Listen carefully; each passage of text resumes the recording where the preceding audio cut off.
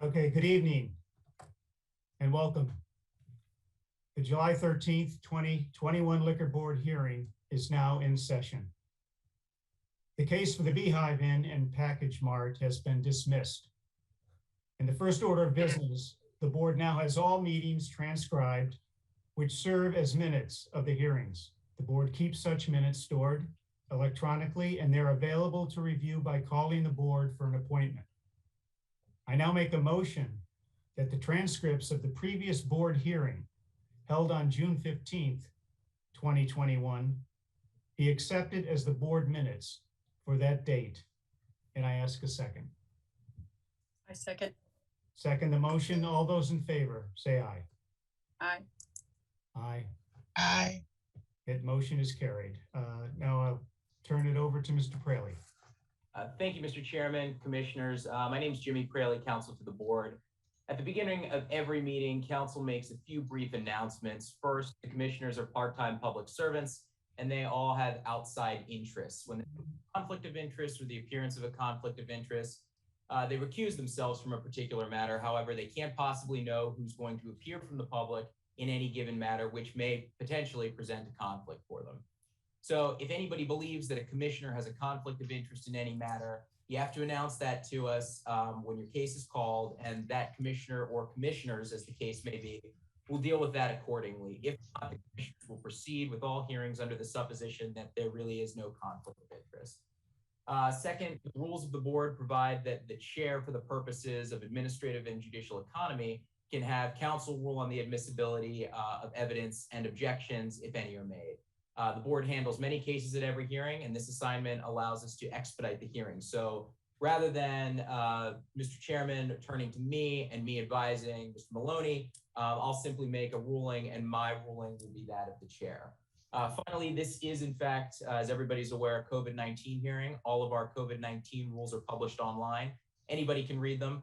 The public can participate, but only by way of written statements, which must be presented to the board prior to the hearing.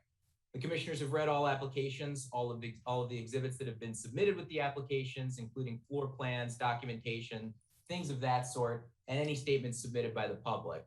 With tonight's hearing, there have been no public statements submitted for these particular proceedings. So while the public is invited to listen and look in on the hearings, there will be no public personal participation other than written statements. However, in this case, there were none submitted. So with that, I will turn the matter back to our Chief Inspector, Wayne Harris, who can call the first case. Thank you, Mr. Praley. Wayne Harris, Chief Inspector, Anne Arundel County Liquor Board. First case is Turner's Liquor, K.A. Hirakamerka and Hiram Patel, First Vice President. Harish Kumar Patel, Second Vice President. Shrikant Patel, Third Vice President. Detective Middleton, number 1061. The inspector will be David Kaufman, Sr. First violation of the rules and regulations of the Board of License Commissioners for Anne Arundel County, Chapter 4, Section 4.01A, minors. Reference Anne Arundel County Police Report number 21-715651 by Detective Mountcastle, number 1155, and Detective Middleton, number 1061. The incident dated May 16th, 2021. Second violation, alcohol beverages 1, Titles 1 through 12, Annotated Code of Maryland, Title 6, Section 6-304, selling or providing alcoholic beverage to an individual under the age of 21 years. RE Anne Arundel County Police Report 21-715651 by Detective Mountcastle, number 1155, and Detective Middleton, number 1061. The incident dated May 16th, 2021. This is a Class A license for beer, wine, and liquor, and also has wine tasting and Sunday license privileges. Address of 8052 Ritchie Highway, Pasadena, Maryland, 21122. There's no restrictions on the license to date. Anyone wishing to testify for or against, please raise your right hand. Okay, keep your right hands up, please. Do you solemnly declare and affirm under the penalty of perjury that the testimony that you are about to give is the truth, the whole truth, and nothing but the truth? Okay, Detective, you're muted. Please unmute your computer. Thank you. State your name and address, Detective. Detective Middleton, Anne Arundel County Police Department, assigned to Western District in Odenton. Thank you. Okay, gentlemen, please state your name and address for the record. My name is Hiren Patel, and my address is 6000 Cypress Spring Road, Elkridge, MD 21075. Thank you. Myself, Brijesh Kumar Patel. My address is 9550 Frederick Road, Ellicott City, Maryland. Zip code is 21042. Okay. Yeah, Mr. my Fraley? Shrikant Patel. I'm living at 3525 Forest Haven Drive, Laurel, Maryland, 20724. Okay, thank you, sir. Thank you. Mr. Fraley? All right, thank you, Chief Inspector Harris. As this is a COVID-19 hearing, there's going to be no waiving of the reading, so I'd ask the detective to read the report for the record. Okay, good evening. Detective Middleton again, Anne Arundel County Police. This incident occurred on May 16th of this year, 2021, approximately 6:30 p.m. Detective Mountcastle and myself were conducting Operation SAVE, alcohol sales compliance checks of retail businesses in Anne Arundel County. We directed a confidential source, 19 years of age, to enter Turner's Liquors at 8052 Ritchie Highway in Pasadena, Anne Arundel County, Maryland. We directed the CS went into the store, picked out a 6-pack of Bud Light beer, and took it to the front counter. The CS was given official Anne Arundel County funds and was able to purchase the Bud Light beer from the clerk. The clerk did not ask the CS for any identification. The CS exited the business, immediately turned over the alcoholic beverage to us, and I know through my training, knowledge, and experience that the Bud Light beer is an alcoholic beverage.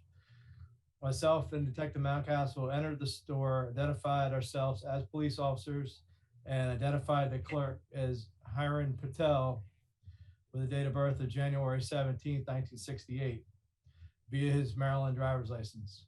Mr. Patel advised he forgot to ask for identification because he was close to closing time. He did advise he does have identification scanner. He reached under the counter and displayed the scanner to myself. At the time when I went in the store, it was not on the counter next to the cash register. The photograph was taken of Mr. Patel and the Bud Light beer, and then the Bud Light beer was destroyed, and a photograph was taken of the Anne Arundel County liquor license on the wall that was behind the cashier area. And then this report was forwarded to the Anne Arundel County Liquor Board. That would be our statement of facts. All right, thank you, Detective Middleton. Counsel, if you want to identify yourself, this will be your opportunity to ask Detective Middleton any questions you may have about the report. Abraham Arundel on behalf of Turner's Liquors. Detective, I only have a couple questions for you. Was the licensee cooperative? Yes. And polite and reasonable in terms of dealing with him? Yes, he was. I have no further questions. Thank you, Detective. All right, thank you, Counsel. Mr. Chairman, do you have any questions of Detective Middleton? I have no questions. All right, Commissioner Duffy, any questions of Detective Middleton? Yes, I have one question. Being that the scanner was not being used, was there a reason as to why the cashier did not use the scanner? Well, he had told me that he was busy because it was close to closing time, that he was about to close the store up. So he was in a rush, I guess, to close out the, the day's receipts and stuff. So he didn't, that was his excuse for not carding the CS who entered the store. Okay. Commissioner Snoops, any questions for Detective Middleton? I have no questions. Okay. All right, thank you. Mr. Hurdle, this is your opportunity to present your case. You can do so by way of proffer or testimony or a combination of both. If I may, our case is, we're not going to object to the statements made by the detective. I think the case is very clear. I've spoken with my clients. I guess our position would be to admit the violation, ask for leniency, and I guess proceed from there if that's possible. Yeah, absolutely. And this is like I said, this is your opportunity to Sure. put forth any mitigating factors you'd like, or you can question your clients as well, however you'd like to proceed. I spoke with my clients about this matter. I submitted to the board all employees at the location are TAM certified, alcohol awareness certified, including Mr. Hiran Patel. They do have a card scanner, so my ability to argue that they're going to get one doesn't really work very well here. I did speak at length with Mr. Hiran Patel and several other members of the store on a couple of different occasions about how they must behave going forward. While masks make things difficult, while closing on a Sunday makes things difficult, the rules are very straightforward. They must follow them. They have a card scanner. They must use it. Normally in these situations, if it was an employee who committed the violation, we would suspend them or have them fired. Unfortunately, it's Mr. Hiran Patel who is a named licensee in this matter, so we were unable to either suspend or fire him. And he's a nice guy too, he really is. But Mr. Patel is going to take the alcohol awareness class again in the coming weeks. He will be stressing to the rest of the staff that the card scanner must be used for all transactions, masks, no masks, it doesn't matter if it's Sunday at 6:59 or Tuesday at 2, the card scanner must be used. We discussed making sure that the rules were followed going forward.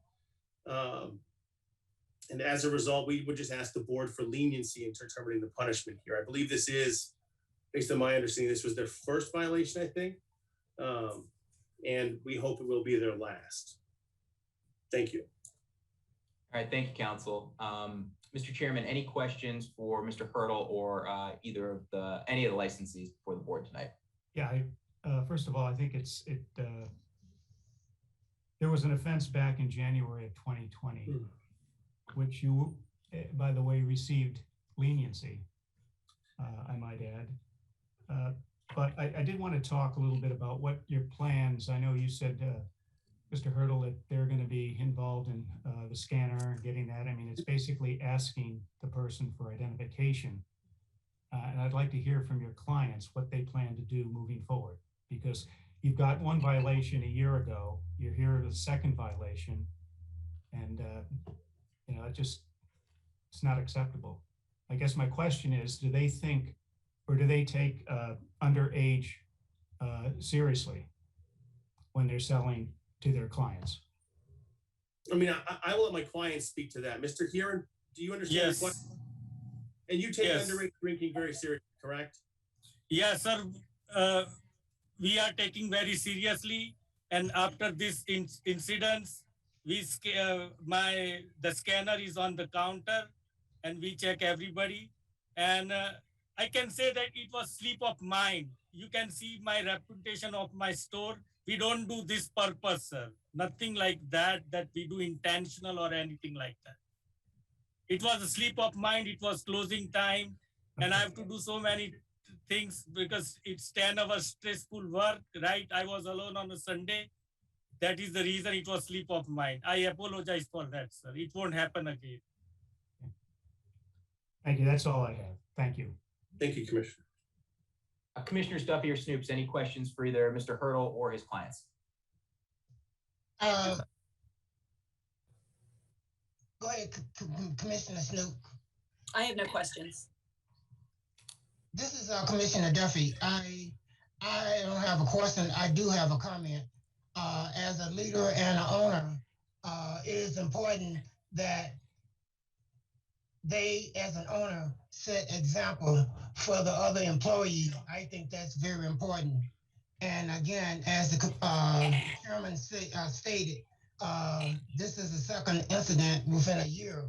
So we have to consider that as well. So again, thank everyone for being open and honest and admitting to the mistake. If I may respond, And I apologize, Commissioner Duffy. I think the previous violation, and again, please correct me if I'm wrong, was from January of last year. Not that 18 months is drastically different than 2 violations inside of 12 months, but I don't want the board to think that my clients got one 6 months ago. It's been not as much time as we'd like, but certainly some time since the previous violation. And, you know, we absolutely, and I spoke with my client about the fact that as the licensee, he has to be beyond reproach. You know, he was apologetic to me. I think he realizes the mistake that was made. I think it shows that everyone makes mistakes, unfortunately.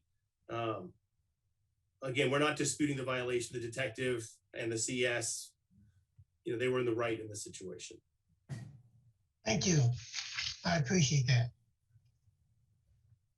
Thank you, Mr. Hurdle. Any additional questions based on Mr. Hurdle's comments? I just, one other question with regard to how long you've owned business. How long have you been at Turner's? Me, Yeah, just 9 years, sir. 9 years. Okay. Very good. All right, well, with that, I will declare the public testimonial portion of this matter closed, and we'll turn it over to the board for consideration. Oh, I'm just going to make a couple of comments with regard to moving forward. I'm going to recommend that a fine of $250 for both offenses, actually for each offense, maximum $500 fine and court costs. And if nobody has any other comments, I would be looking for a second for that motion. Mr. Chairman, this is Commissioner Duffy. I do have a comment and a recommendation. Consider that this is the second offense, though it's not within a year of time, 6 months or a year, 18 months according to the counselor. I haven't figured out the exact amount of months, but consider the seriousness of the offense. And though they were very apologetic in reference to the offense in and of itself, but to have purchased a scanner and not having to utilize it and not having been in the sight of the policemen themselves, being beneath the counter and not on the counter to illustrate the uses of it, I would like to recommend that instead of $500, $250 for each individual fine, that we fine them of $700, combine both cases, violations, and a fine of $700 plus court costs. Okay. Since yeah, Ms. Snoops. I think I can go with a $500 fine. I mean, hopefully as owners, they get it and they're going to understand that they're not going to be remiss from having another sting operation. So let that speak for itself. And I think $500 plus the court cost is sufficient. And I would certainly hope that they would take heed of the warning. And Okay. I'm going to rule if that's a second to my quote suggestion motion. So it's $250 per incident, $500 total plus court costs. All those in favor say aye. Aye. Opposed? Commissioner Duffy, opposed. Okay, the motion is carried. Thank you. Okay, thank you, gentlemen. Thank you, commissioners. Thank you. Thank you, sir. All right, Chief Inspector Wayne Harris calling the next case. All right, Benfield Wine and Spirits. Okay, this is known as M&K Sons Incorporated. Navid Kumar Patel, President, Garish C. Pancholi, treasurer, Randall Williams, clerk, Detective T. Middleton, number 1061. This is Inspector Alvin Hughes establishment. This is a Class A beer, wine, and liquor with beer and wine tasting, as well as Sunday privileges. Address of 401-101 Headquarters Drive, Millersville, Maryland, 21108. There are no restrictions on the license at present. The violations are as follows. Number one, violation of the rules and regulations of the Board of License Commissioners for Anne Arundel County, Chapter 4, Section 401, minors. RE, Anne Arundel County Police Report 21-715823 by Detective Mountcastle and number 1155, and Detective Middleton, number 1061, dated May 17th, 2021. The second violation is alcoholic beverage. One, titles 1 through 12, annotated Code of Maryland. Title 6, Section 6-304, selling or providing alcoholic beverage to an individual under the age of 21. RE, Anne Arundel County Police Report 21-715823 by Detective Mountcastle, number 1155, and Detective Middleton, number 1061. The incident was dated May 17th, 2021. Anyone wishing to testify for or against, please raise your right hand.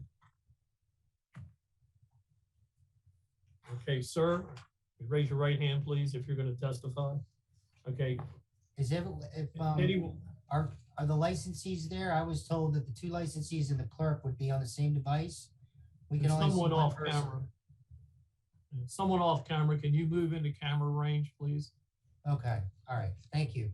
Okay, raise your right hands, please, all of you that are testifying. Thank you.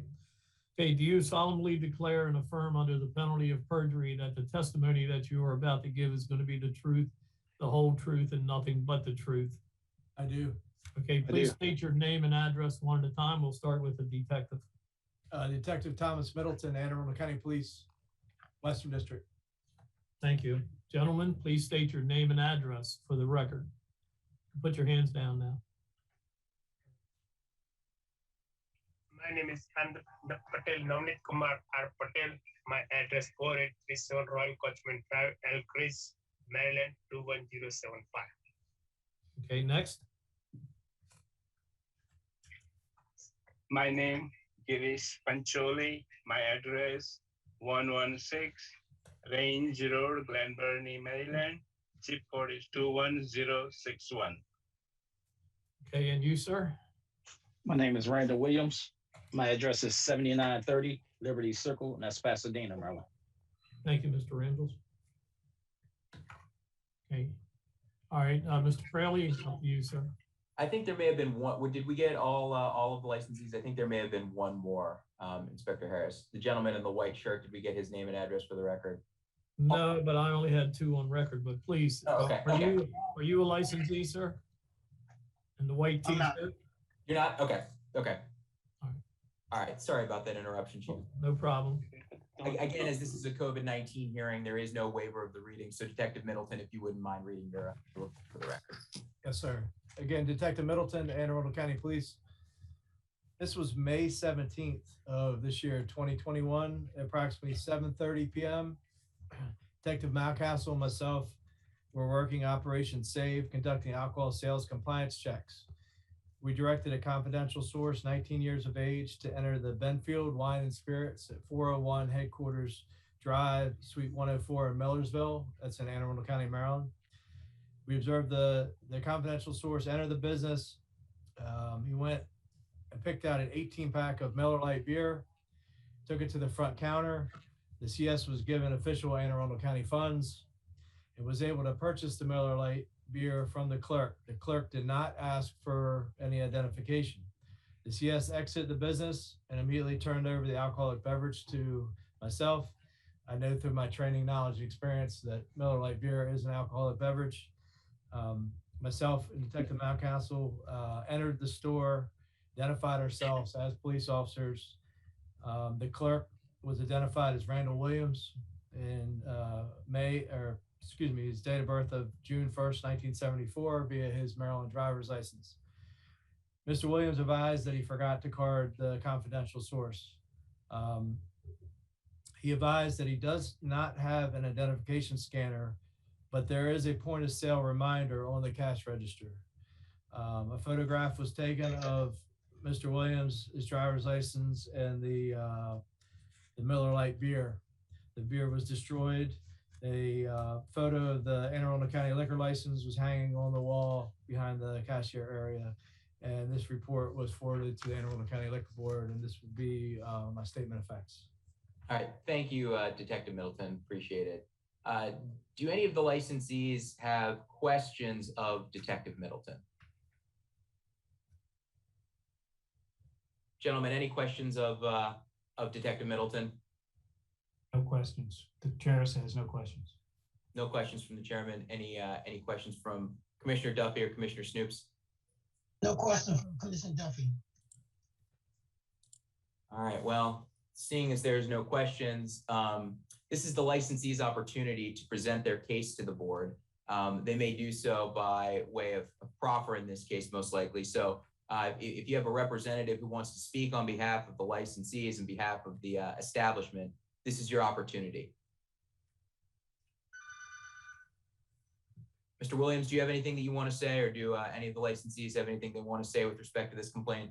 Yes, prior to the customer entering the store, it was unfortunately that we had a lot of traffic in as far as with customers. I wasn't the only one in the store, but I was the only one operating the register. And when I was operating the register, unfortunately, I was trying to get the traffic down, and unfortunately, I did not card that individual. I've been here 5 years, going on 6 years, with never any problems. And unfortunately, I let my supervisor and the store owner down. And I apologize for that. Thank you, Mr. Williams. Do either of the licensees have anything they'd like to add to Mr. Williams' testimony? Okay. Mr. Chairman, any questions of Mr. Williams or the licensees? I don't have any questions, but I do appreciate your comments. I guess when the line does back up, how do you move the line through other than don't ask for a license or identification? Well, normally I'll use the register has a scanner that Okay. when I do ask for the ID, I can just scan it on the register. Correct. It's been ironic that we just had the mask situation, as you see that I do have mine, and I still will wear it even though I got vaccinated. But it's just unfortunately you cannot detect, now you can, but you cannot detect to see if anybody is even over the age. But yes, I have ID and I do check. I haven't had no situation and I have no problem since then. And again, like I said, I apologize for that because you cannot tell the reason. Okay. Thank you. Commissioner Duffy, any questions for Mr. Williams or the licensees?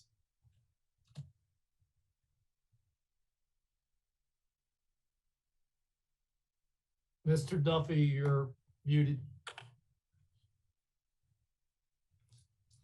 I have one question. If you have a scanner on the register as well as a note, other than the fact of trying to move the line forward, was there another reason for omitting asking the CS for an ID? No. Okay. Thank you. That's the only question I have. All right, thank you, Commissioner. Commissioner Snoops, any questions of Mr. Williams or the licensees? I have no further questions now. Okay, Mr. Williams, anything you'd like to add, sir? No, sir. Okay. All right, if there's nothing else, then we will declare the testimonial portion of this matter closed and we'll leave it to the board. Well, I'm just going to make some comments. Excuse me, guys. How long have you been in business? 21 years. 21 years.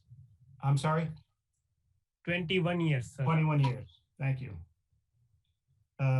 Since this is apparently in the first or the 21 years have had no violations, No.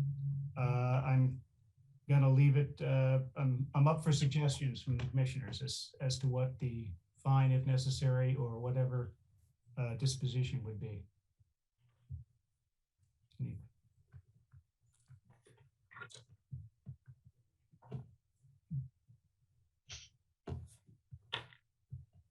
Since it's for the first offense in 21 years, is it reasonable to put them on probation or just fine them with the court cost at this point? The hearing cost? No, that would be I think, suitable. Well, according to our records, there are a violation in 18 and 19, as well as a couple of complaints.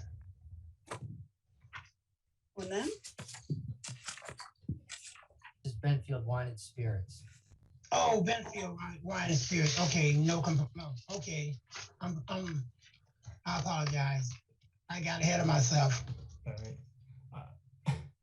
So seeing that, I'm going to treat Commissioner Snoop's suggestion as a motion that we give them a reprimand and that they will pay the court costs. And I'll second that. I'll second the motion. All right. All those in favor? Aye. Aye. It's carried. Thank you.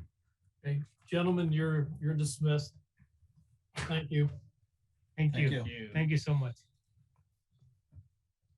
Okay, we're going to call the third case tonight. That is Pfeiffer's Deli and Craft Beer House. I'm in Chief Inspector Wayne Harris. Pfeiffer's Deli and Craft Beer House, also known as Pfeiffer's Seafood, Inc. Catherine R. Pfeiffer, President, Christopher E. Pfeiffer, Vice President, and Richard Eden Pfeiffer, Jr., Secretary. Nicole Veraparian, Clerk, Detective Middleton, number 1061. The Inspector of Record is Buddy Marshall. This is a Class B beer, wine, and liquor growler and Sunday license establishment located at 8894 Fort Smallwood Road, Suite 4, Pasadena, Maryland, 21122. There is a restriction on this license, and it reads as follows. On 6/27/2002, all employees must be certified within 30 days and on an annual basis thereafter. Educational courses must be held for all employees of the establishment. The violations are, number one, violation of the rules and regulations of the Board of License Commissioners for Anne Arundel County, Chapter 4, Section 4.01A, minors, RE, Anne Arundel County Police Report number 21-716701 by Detective Mountcastle, number 1155, and Detective Middleton, number 1061, incident dated May 24th of 2021. Violation of Alcohol Beverage 1, Title 1 through 12, Annotated Code of Maryland, Title 6, Section 6-304 for selling or providing alcoholic beverage to an individual under the age of 21. RE, Anne Arundel County Police Report 21-716-701 by Detective Mountcastle, number 1155, and Detective Middleton, number 1061. That incident dated May 24th, 2021 also. Anyone wishing to testify for or against, please raise your right hand. Okay, Mr. Pfeiffer, can you raise your right hand or are you driving? All right, thank you. Do you solemnly declare and affirm under the penalty of perjury that the testimony that you are about to give is the truth, the whole truth, and nothing but the truth? I do. Okay, Detective, would you state your name and address for the record first, please? Yes, sir. Detective Middleton, Anne Arundel County Police, assigned to Western District in Odenton, Maryland. Okay, Mr. Pfeiffer, your name and address, please. Sir, you're muted. I'm sorry, but you're muted. Can you turn the mute off?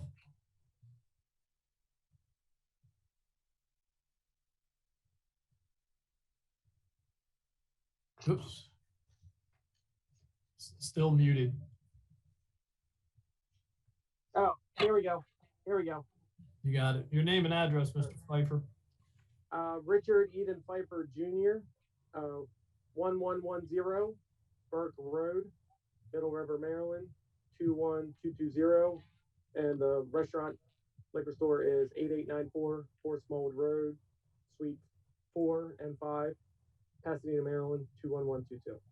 Okay, thank you. Is there anybody else testifying on behalf of the establishment, Pfeiffer's?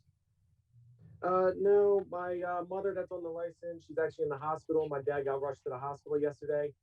So she is actually with him. So she's not going to be able to make it.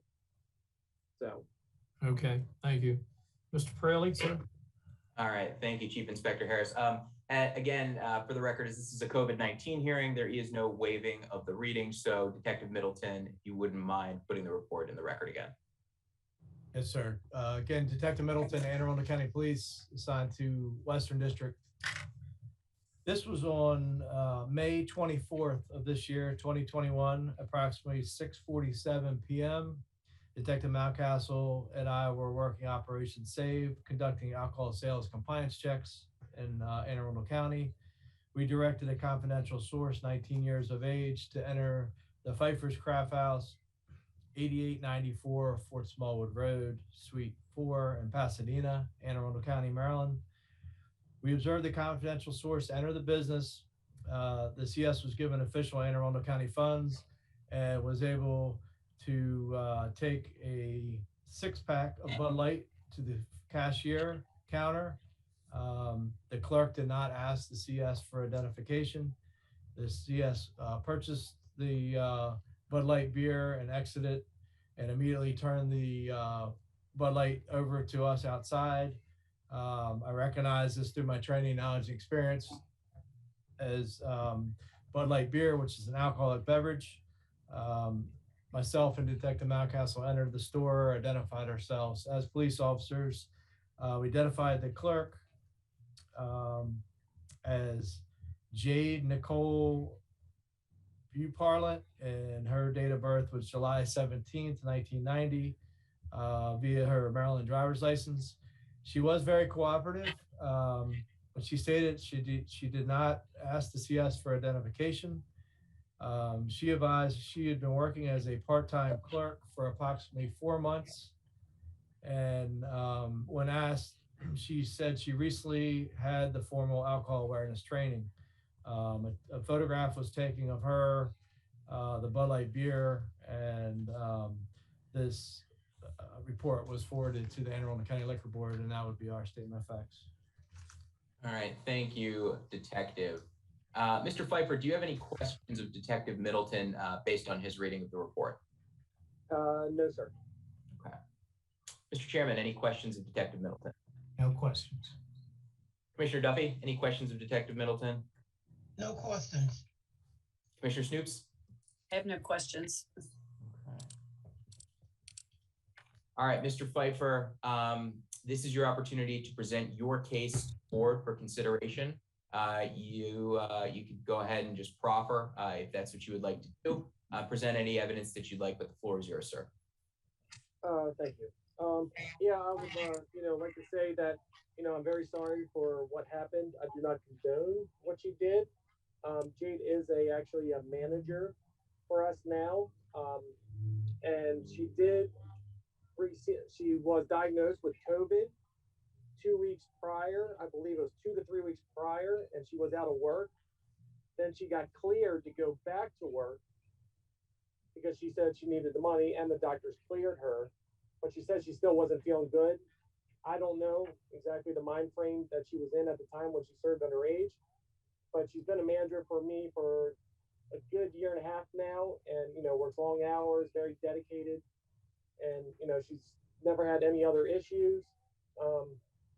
I'd like to say that all my employees just got tip certified last week, the whole staff. I did actually just purchased a card reader because I found out my POS systems. I know I talked to you last time. My POS systems, I was looking into it, see if I can do some kind of, card reader with them. And I wasn't able to. There's no system out there right now. And I just can't afford to go get a whole nother system for my POSs because I got about $50,000 into it right now. And just to throw all that away, it's just, it would be very difficult for business right now, under the circumstances. But I did purchase a card reader, and it's able to, card people with IDs and stuff like that on a separate computer. So everything you guys asked, I've done. I'm trying to get back to work the best I can. Like I said, I just had a baby last week. My baby was in the NICU, and then her mother-in-law had a massive heart attack during the labor. So I've been in and out of hospital then, and with all my surgeries with cancer. And it's just been a really crazy year with COVID. And I know it's no excuse by no means, but it's really hard to find really, really good help right now. And like Jade is one of my good employees. And I did fire the last employee that did serve underage. I was thinking about doing it with Jade, but she's a really good person. She just bought a house, and I couldn't, bring myself to that right now. And that's basically all I could say about it. And I've been in business for 21 years. I have, a couple violations, but, I've never served underage or none of my GMs or anything like that. And usually we're in the building 6-7 days a week. And that's basically all I have to say. Thank you, Mr. Pfeiffer. Chairman Maloney, any questions of Mr. Pfeiffer or comments? I'm just confused a little bit here, but you take selling to underage seriously, do you not? Do you consider that a serious charge? Very serious, very serious. That's why I fired the last 2 people that served underage. Okay, and I think it's very serious. And just to get some clarification, the gal that did sell that said that she had been there for 4 months and just had went through a tips training, which whatever you're doing, are you there? He just disappeared. Are you there?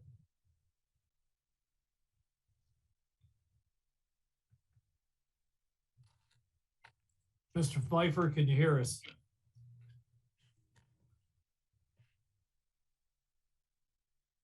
I don't think you said anything. No, he just disappeared. I don't have him in the log at all anymore.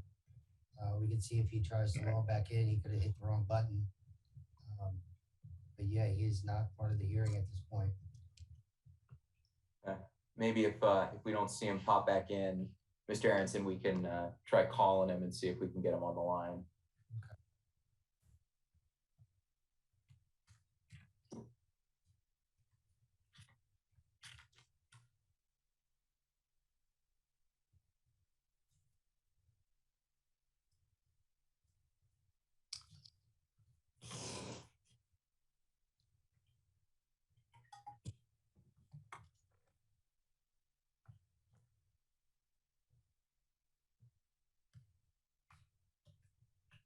There it comes. Oh, here we go.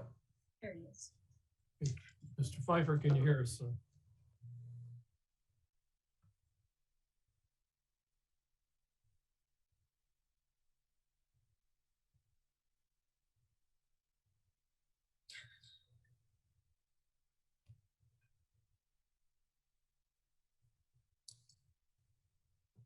No, he's Hello? trying to- Hello. We can hear you, Mr. Pfeiffer. Oh, Now we he's can't. on again. Now we can't see you.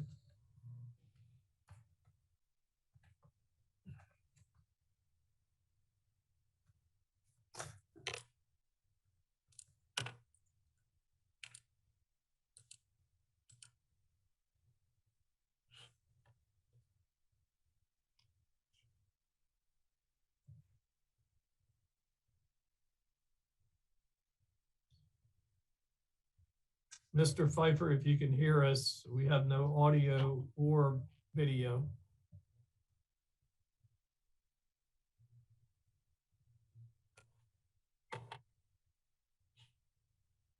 like we're going to the phones again.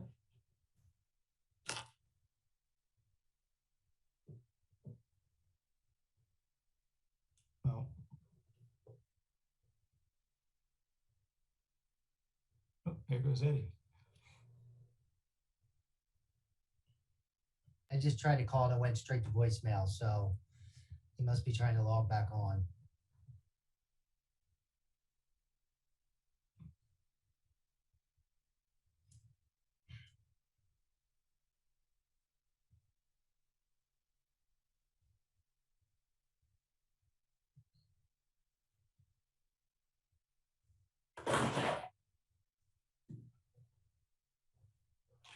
Oh.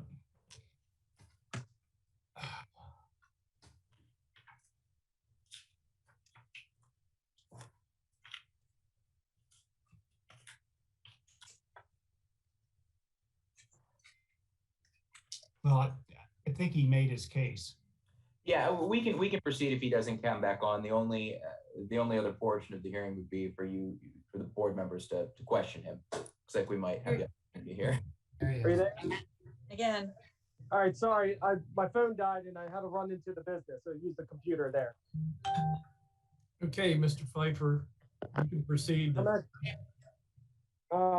Mr. I don't know where I left off, but I was just trying to clarify something in the report that Miss Jade said that she had been there for 3 or 4 months, and she had just finished the alcohol awareness training. So she said carry-out employee. She was a server before. She never worked at a liquor store. She never worked at a liquor store before. She was always a bartender, manager. She was actually filling in at the liquor store. Okay, so I guess the point I'd like to make is that she was a manager making this decision not to card this person. Would that be safe, fair to say? As opposed to a clerk? She's somebody that you rely on. I guess the point I'm trying to make, something's not working. The fact that you have to be before us 2 hearings in a row. You know, something just isn't clicking. And I know life. I understand. I mean, I got the card reader, I got the tips. I mean, I can't physically like be next to these people 7 days a week, morning till night, when I got all these problems going on with my family. I'm trying my best with the things that are going on in my life. I mean, I have medical bills. I can't just stop my business. You know, I have kids. You know, I mean, I'm doing my best to try to put the best help available for me. I mean, I hate to say it right now, but there's not very good help right there. I got ads out everywhere. I'm hiring anyone that walks in the door, but no one's coming in. I hired a service member, a dedicated service member, and he served under me. I mean, you can't get any better than that. And, you know, with all the technology, you know, I just bought technology, so I'm using that. And, like, you know, I can't put a gun to these guys' heads and make them forced to do it every day. I'm doing my best I can to do it. But now I'm making them pay the fines. So if they like paying fines, they can pay the fines. I mean, I'm already firing them. I mean, I'm really doing the best I can. I'm not trying to, like, argue the point that it's right. It's totally wrong. I mean, I'm a younger guy, you know, 37, 39, and I've never served underage in my entire life being here 20 years. You know, when I say, you know, the help isn't the same as it was 15 years ago. It's a different mentality for, you know, older people. They just don't care like the other people that used to care. And I don't really know what to do. I'm a lost. I mean, I have all the technology with this, cameras, card readers, everything. I give them great pay, bonuses, everything. What more can I do? And I'm very sorry that they're in. You know, I don't know what was in her head mentality, but I mean, a lot of my friends have problems.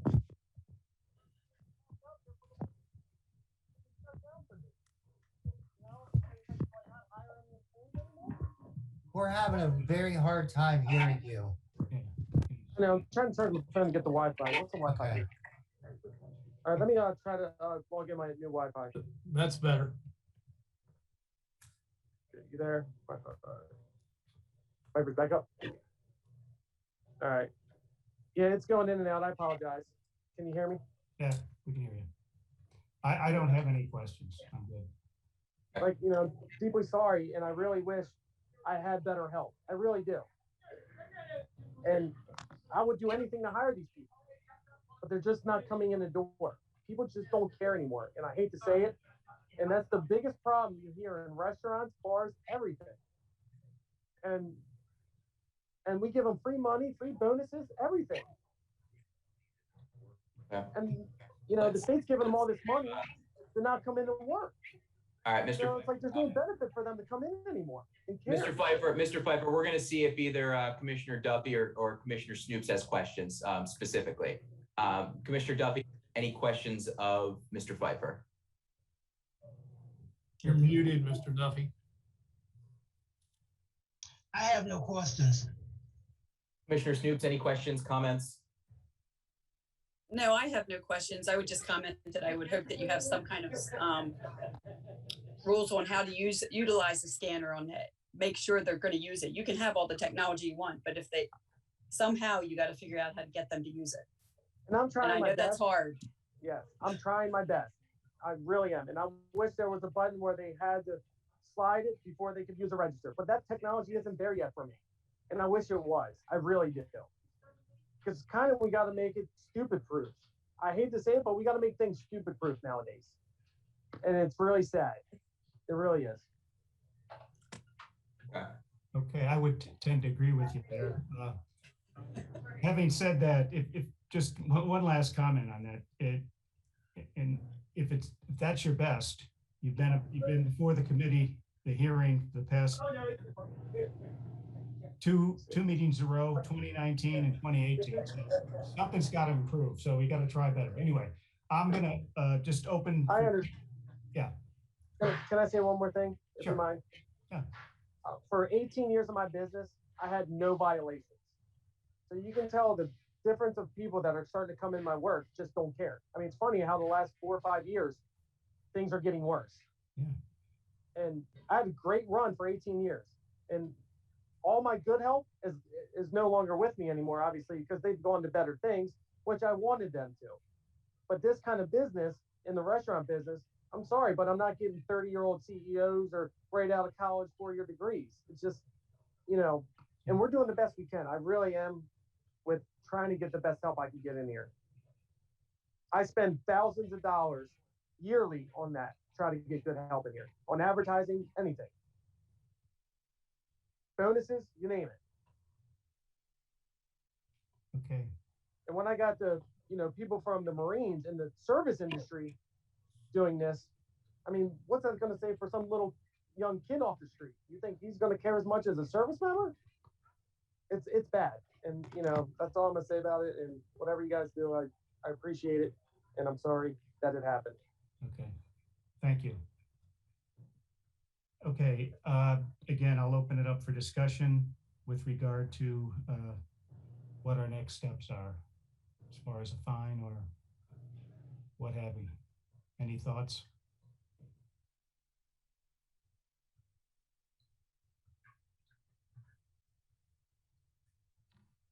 You're not asking me, are you? No, Mr. Pfeiffer, this is just for the board. Okay. The board.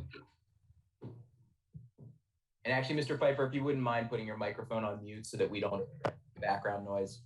Yep. Thank you. Well, I'm going to go Duffy. ahead. Yeah. Mr. Duffy, you're still muted, sir. I'm going to go ahead and in lieu of what's happened in the past and fine Pfeiffer's $1,500 on each count for a total of $3,000 fine plus court costs. And I do that because of the seriousness and not necessarily because of your comments, but I appreciate them, believe me, but this is a serious matter.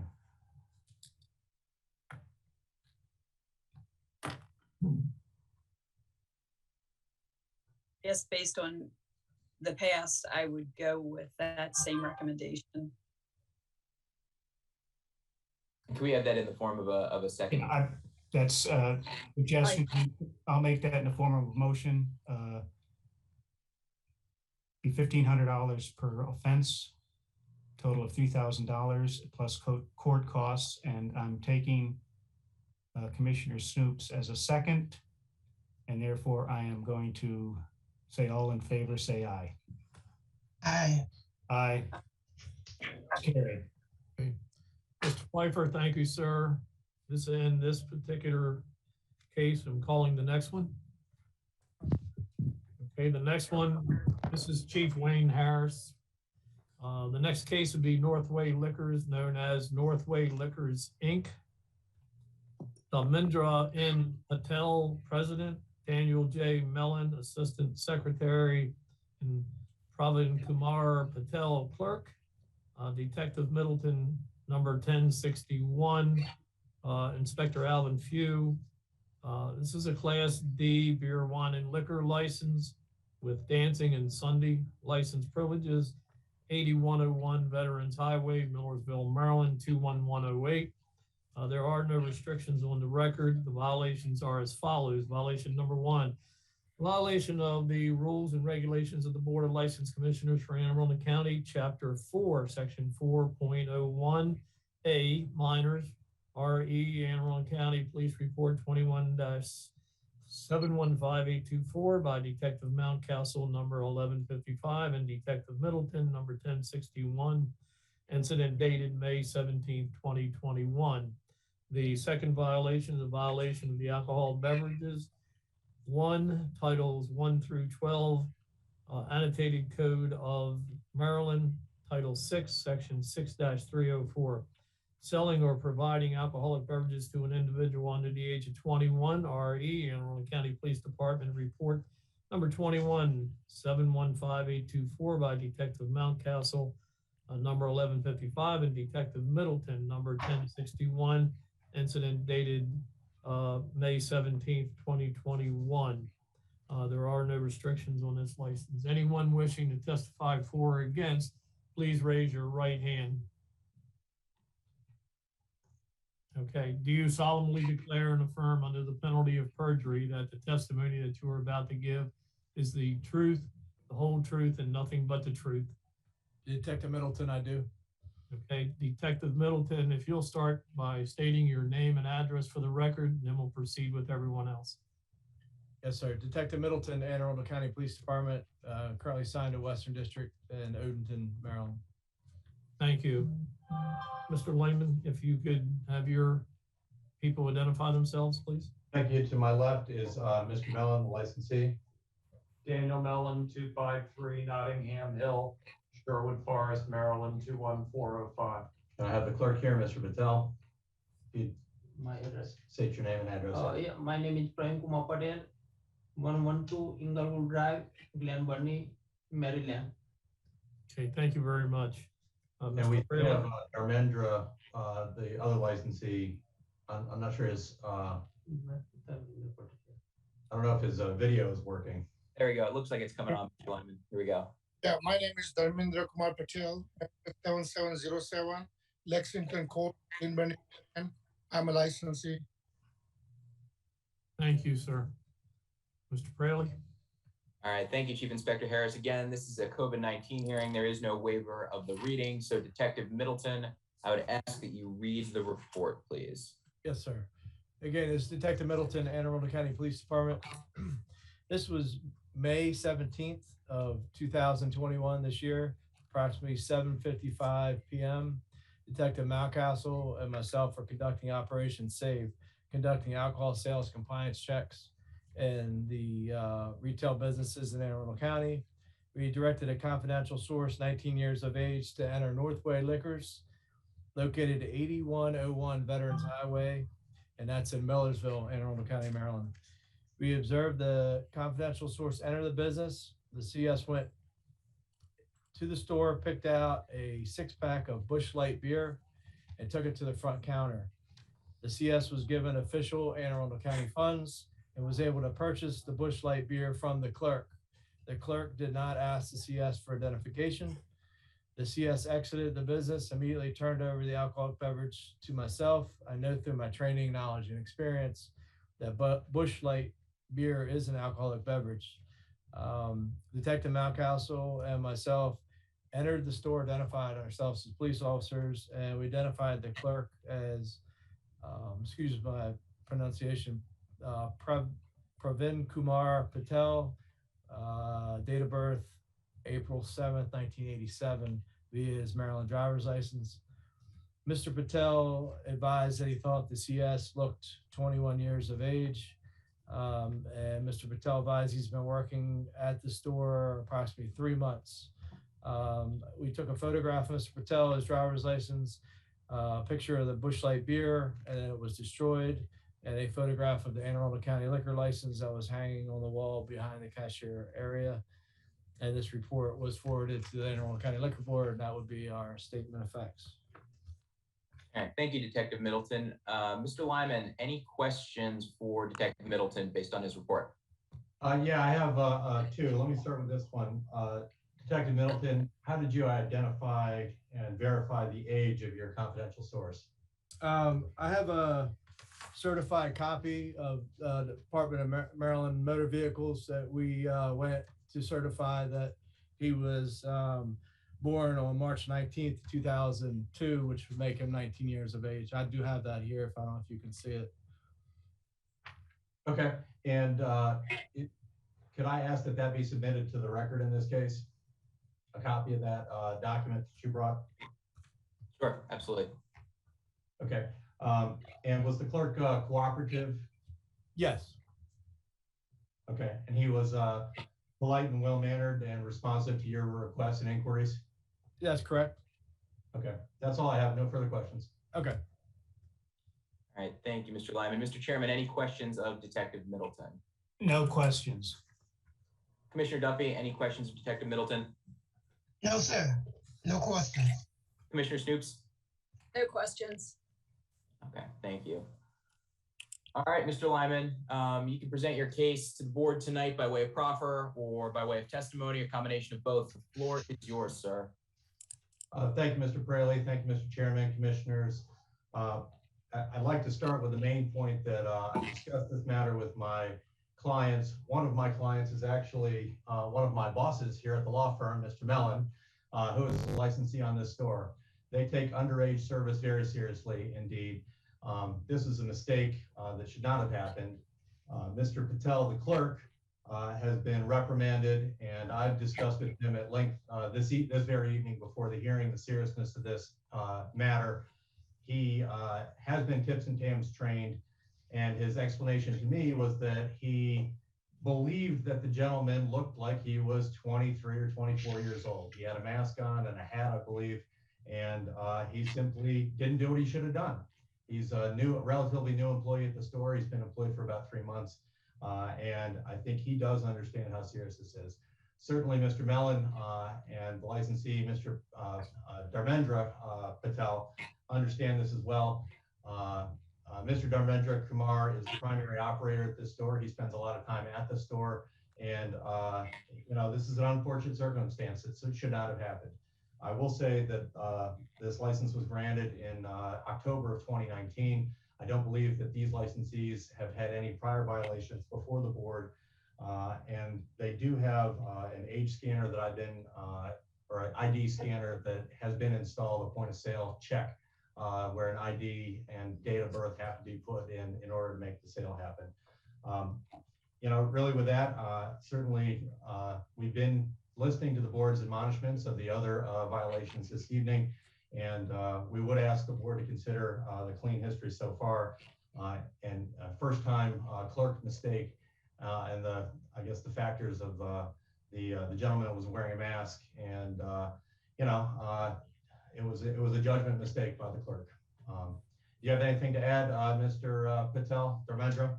Yes, we recently also bought a new POS system and we had the age certificate and scanning software.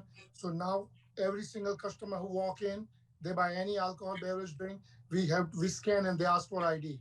And that's like mandatory every single day, every customer. So from now on, we taking really serious as well. That's all I have to say.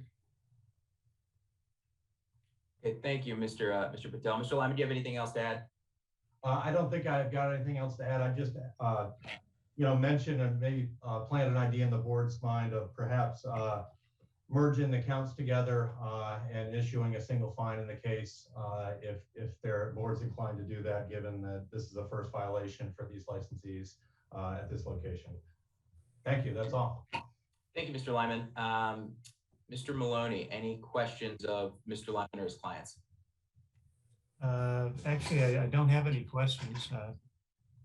The comment I might make would be that thank you for your testimony. The fact that you had no violations, I think, is a good thing, and hopefully that will continue. So, yeah, that's all I have at the moment. Commissioner Duffy, any questions for Mr. Lyman or his clients? No, sir. No questions. Commissioner Snoops? No, I have no questions. Okay. If there are no questions, no additional questions from the board, we'll declare the testimonial portion closed and put it to the board for consideration. Okay, I'm inclined to take the Mr. Lyman's suggestion that we combine the two, and that we, as far as the charge, would be $200 as a combination, and court costs. Those are my thoughts, and I'll make those into a motion.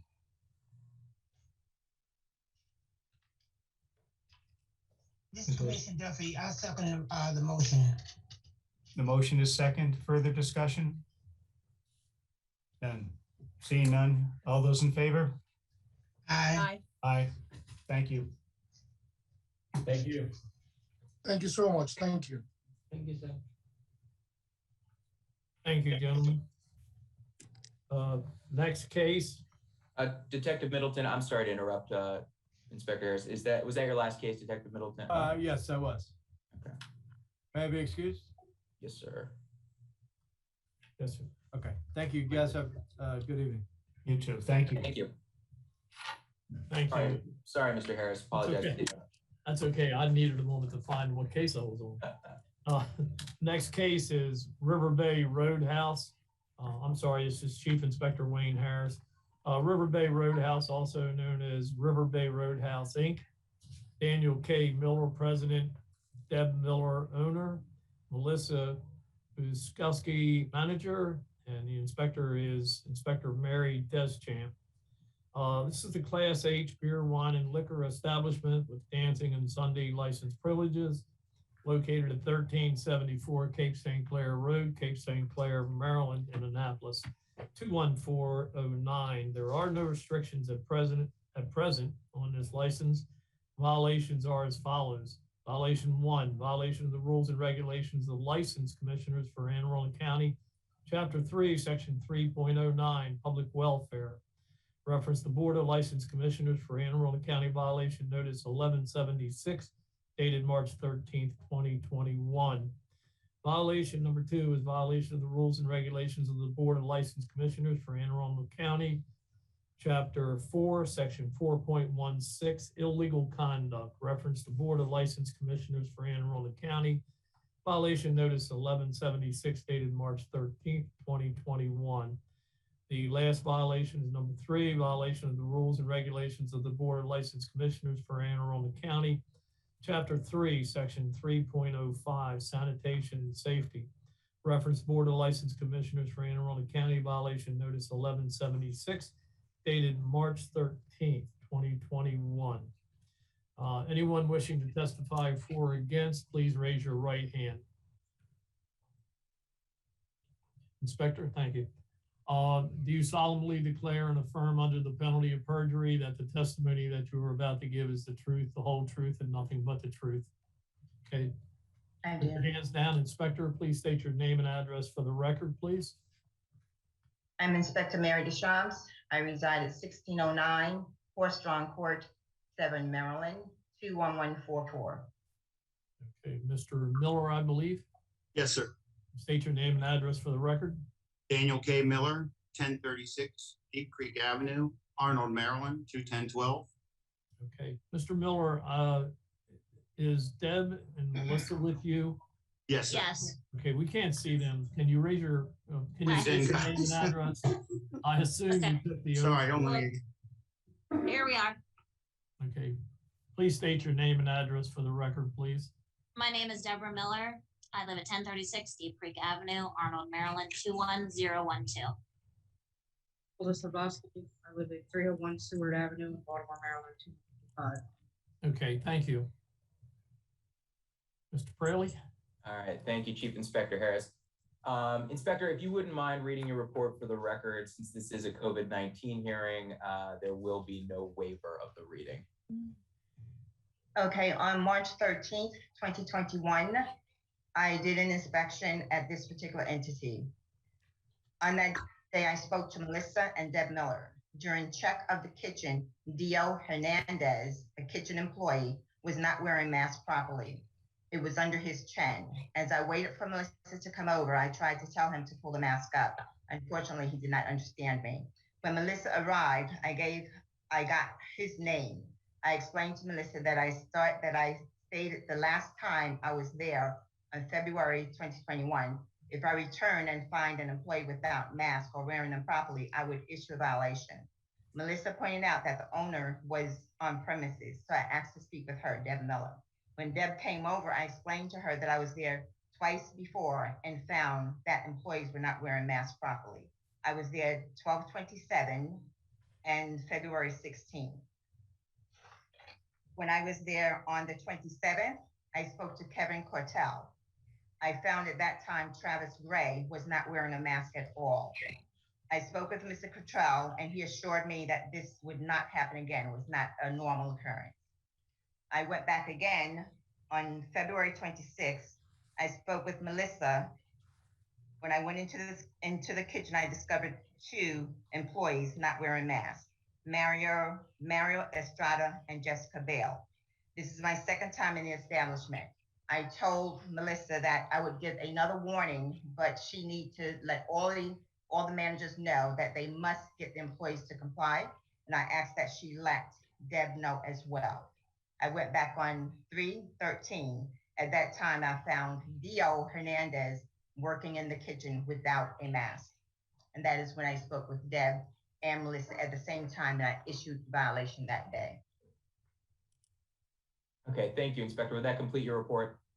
That completes my report. Thank you. Mr. Miller, do you or any of the licensees have any questions of the inspector regarding the report? I just have this person that she has listed. We don't have on our payroll. We never have. Okay, we'll get to your opportunity to present your case. I'm just asking. I'm sorry. No, I'm sorry. I don't have any questions. All right. I just want to keep it in order here. Yeah, you'll get to present your case in just a minute. I just wanted to know if, based on the inspector's report, you had any specific questions. I understand. No, sir. I don't have any questions. Okay. All right. How about either of the folks next to you? Any questions? No, sir. Okay. All right, Mr. Chairman, do you have any questions of the inspector? I have no questions at this time. Mr. Duffy? Commissioner Duffy, I have no questions. Commissioner Snoops, any questions based on that? I have no questions. Okay. All right, now, Mr. Miller, is your opportunity to present your case. You can ask questions of the licensees. You can proffer. The floor is yours. Tell the board what happened here and provide an explanation if you want. Well, I got to say, first off, that we have been struggling with this since day one. I mean, I can't staple it to these people's faces. We're so shorthanded, and this is an excuse. We're so shorthanded because of the unemployment thing that we're barely hanging on by a thread. And I've warned them. I've threatened them. I've told them that they're going to have to pay the fine.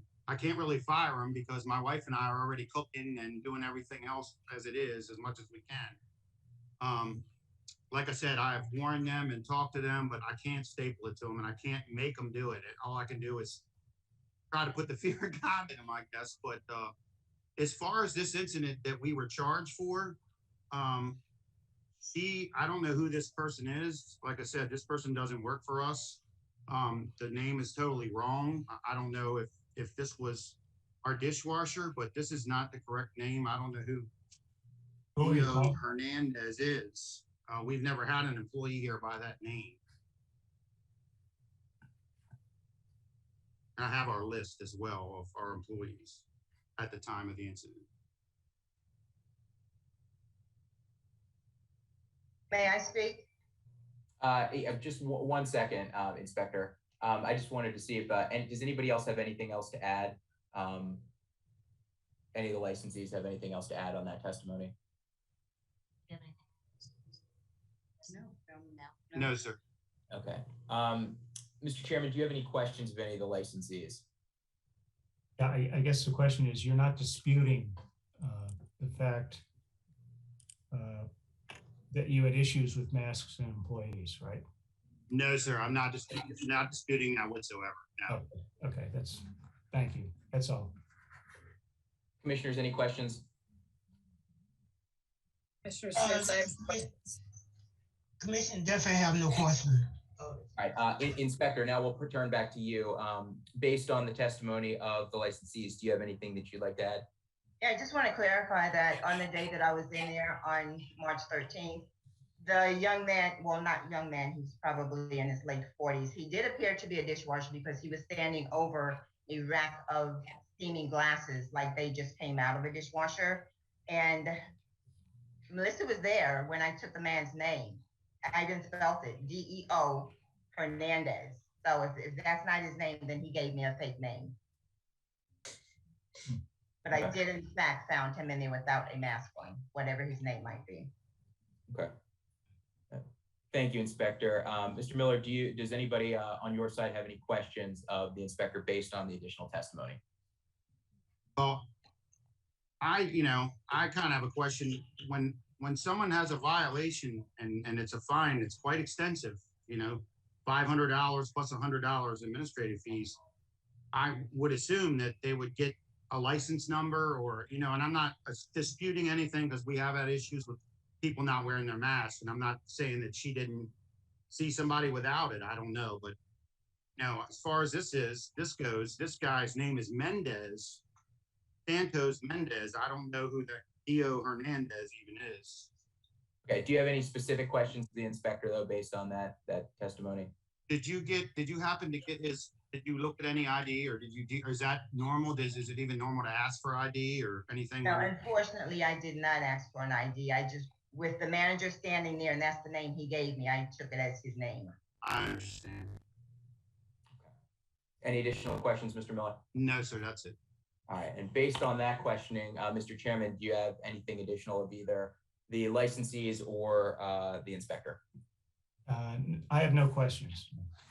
Commissioner Duffy, based on that line of testimony, any additional questions of either the licensees or the inspector? No questions.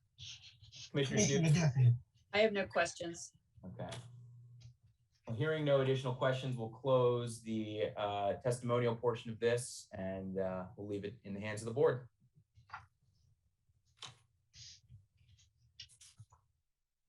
Well, I'm going to just comment on the face mask wearing.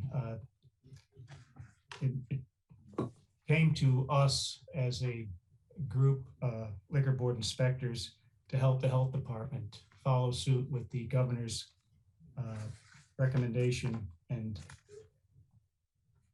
in order to wear masks, it was mandated.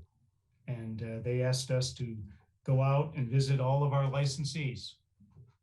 And we did that. And probably 90% of them complied with the mask wearing. And of course, we ended up maybe, and could be rough numbers here, 10% were caught in a violation, and including yourself. So, we were in a tough situation, but we complied and assisted the state in hopefully saving lives. But that's my comment.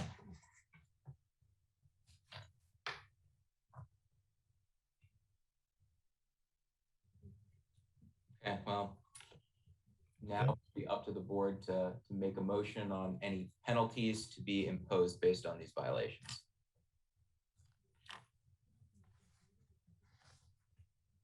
I do have one thing to say. I'm sorry, ma'am. It's closed. Okay. The We've okay. already It's okay. Anybody? Thoughts, Rick? This is Commissioner Duffy, and recognizing and realizing the fact that this has caused restaurant and all, but we were only as a board following the governor executive order as well as the county executive orders to enforce and to assist the health department with these recommendations. And having a total understanding of that, I would like to make a recommendation that the individuals be fined $500 and plus court calls. And again, we are looking at not just protecting one another in a working environment, but those individuals that might come in contact with them and the health of other people, as well as co-workers. So my recommendation is a fine of $500 plus court calls, hearing calls. Okay, is there a second to that? I'll second it. Okay, second, further discussion? Seeing none, I will call the roll. Those in favor say aye. Aye. Aye. It's carried. Thank you. Okay, thank you, everyone. This case is dismissed. The next case to be called is Doc and Annie's. Okay, Doc and Annie's. This is Chief Wayne Harris. Doc and Annie's is also known as Doc and Annie's LLC. Ashish Mahandri, member, and Inspector Jacqueline also. This is a transfer currently in Kathleen Smith, he's the owner, 5920 Ritchie Highway, Baltimore, Maryland, 21225. It's a Class D license for beer, wine, and liquor. They also have a music and music license. There's no restrictions on it at present. All right, this is the case. Anyone wishing to testify for or against Doc and Annie's, please raise your right hand so we can see you. Okay, I see one person. Okay, I have Inspector. There's going to be three witnesses. There's going to be three witnesses: Mr. Bhandari and Ms. Smith, and also Mr. May, who are already here present. Okay, Mr. Yu, thank you very much. Would everyone please raise your right hands? Do you solemnly declare and affirm under the penalty of perjury that the testimony that you are about to give us is the truth, the whole truth, and nothing but the truth? Yes. Okay, everybody answered in the affirmative. Please state your name and address for the record. Mr. Yu, if you would help us. Yes, Mr. Bhandari, go ahead. Okay. My name is Ashish Bhandari. I live in 905 Mark Road, Brooklyn, Maryland, 21225. Thank you. Kathleen Smith, 5710 Maggie Street, Baltimore, Maryland, 21225. Thank you, Ms. Smith. Chris May, 282 Yale Court, Arnold, Maryland, 21012. Okay, thank you. Mr. Praley? All right, Mr. Yu, this is your opportunity to present your case to the board. You can do so by way of proffer, testimony, or a combination of both. Thank you. I would proceed by way of combination, but preliminarily, I have to request to amend the application because on the application, I'm sorry, but I put down the wrong square footage of the licensed premises. I'm sure the inspector was here, so he measured the premises. So I prefer to go along with the measurement that the inspector obtained because at this time, I don't know the exact square footage of the licensed premises. Okay, I'm sorry, sir. What are you asking to amend the application with? That would be,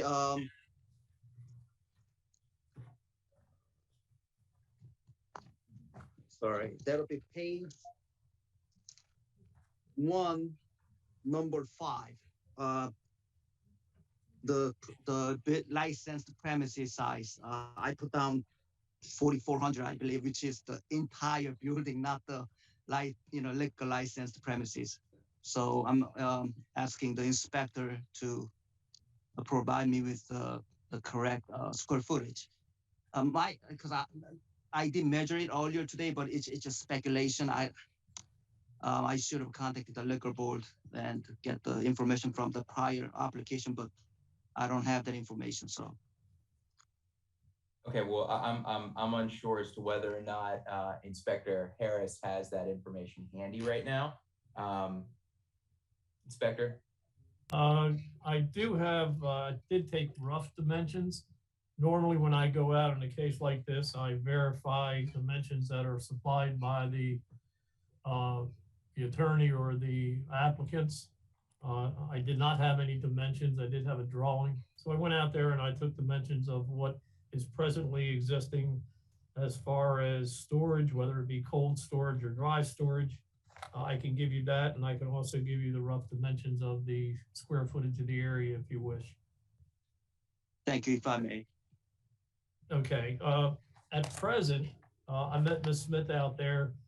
She has a walk-in refrigerator, which is 7 foot by 13 foot, or about 91 square feet. And then she has a small dry storage where she has liquor stored. It's roughly 3 foot by 4 foot.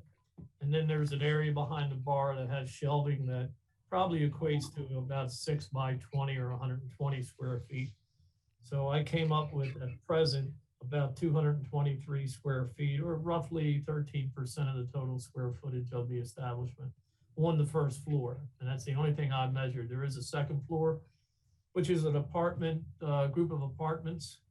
The first floor basically measures 37 by 45, which I think calculates out to 1,665 square feet. So according to the drawings, it looks like everything except the bar area will either be used for storage or for sale of packaged goods. The bar on the initial drawing, the bar was moved to the north side of the building, but on the second drawing, it pretty much remains at its present location. So I think I'd be fair in saying almost the entire first floor will be used for shelving and storage, including cold storage and so forth. A large wine and beer walk-in closet is scheduled for, or walk-in cooler is scheduled for the south end of the first floor. So I think that's about the best I can do. These measurements are done via laser, and they're estimates. Again, normally I verify, so that's what I can offer. Thank you, Inspector Harris. Does that answer your question, Mr. Wu? Thank you so much for the help. If I may, I'd like to call Mr. Bandari to as a first witness. Absolutely. Okay, Mr. Bandari, how long have you lived in Arundel County? 4 years. You're a property owner and taxpayer in Arundel County? Yes.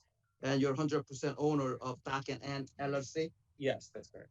And you're the sole member, correct? Yes. And you have experience in liquor business, true? Yes. You had a liquor license under your name from 2017 to 2020 at 628 South Broadway in Baltimore City. That is correct. Okay, so you had about 3 years of experience, owning and operating liquor store. Owning, yes, okay. And operating a little more than that. Okay, and you never had any, liquor regulation violations of any sort? No, I did not. Okay, and you don't have a criminal shares traffic convictions? No, I don't. Okay, and you believe you're a person of good moral character? Yes, I do. And you're table 10 certified or alcohol certified, right? Yes, exactly. Okay. And if you are granted the transfer, you will make sure that you get the ID scanner to make sure that all the IDs are checked. Yes, I'll make sure of that. And you're familiar with the rules and regulations for the Arundel County Liquor Board? Yes, I am. Okay.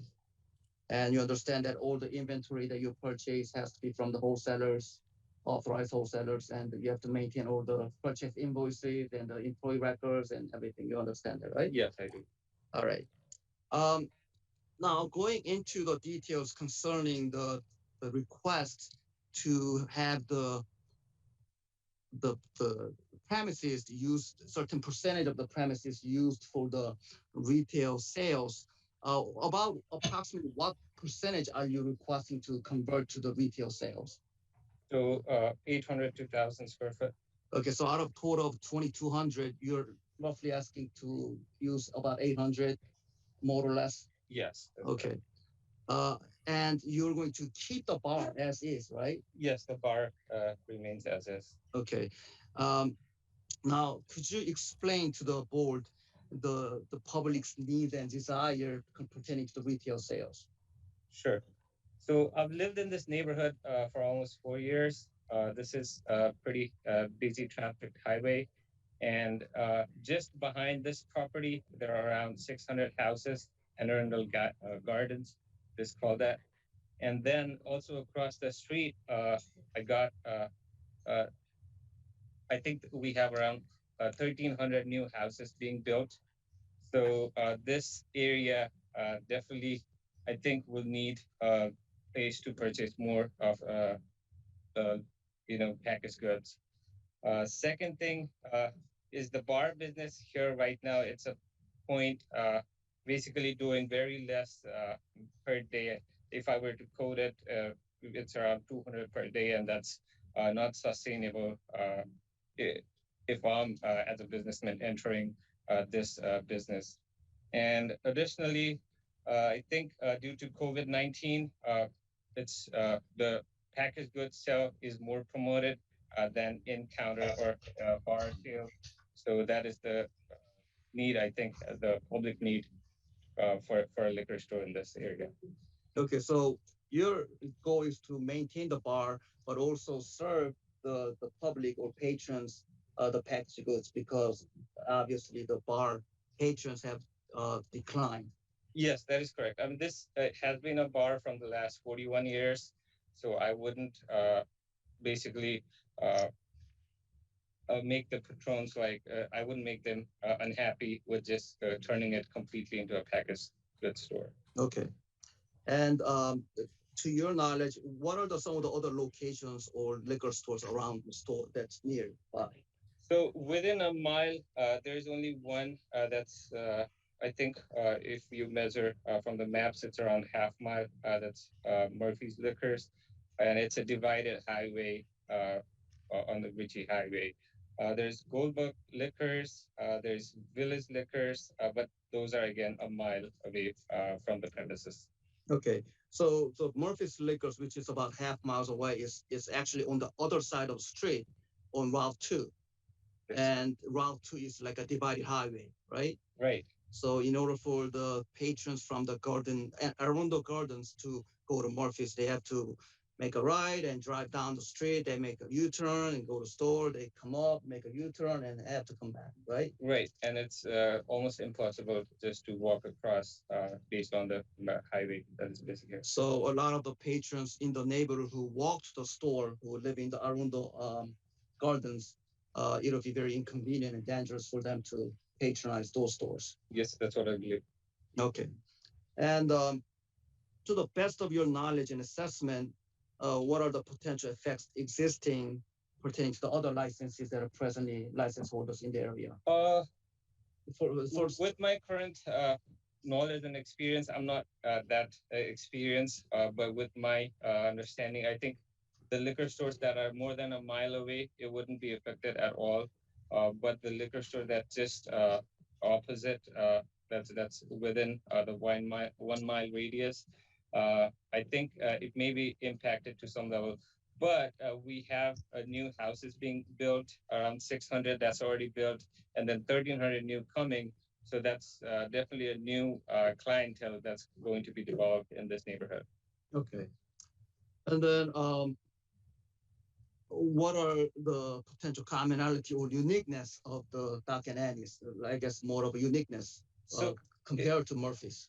It'll continue. I think this is an older store with 41 years, just with the current owner, and she's trying to retire. It's going to cater the public need and the neighborhood, definitely, with some added services like packaged goods, new selections of wines, beers, and everything. So basically, your intention is not to take away the bar's customers, but also just to add additional service for the bar patrons and the customers in the neighborhood. That is correct. I mean, the space right now, it's occupied by the empty seatings and the pool table. So I'd like to make best use of the space and drive more revenue to the business so that it stands. And the floor diagram that you draw is not actually, it's using more space than you anticipated, correct? Yes, I'm not an architect or anything. It's just the wine and beer cooler on the other side. Like the inspector mentioned, the complete space won't be used. Only 50% of that space is going to be used by cooler, bar, and stores.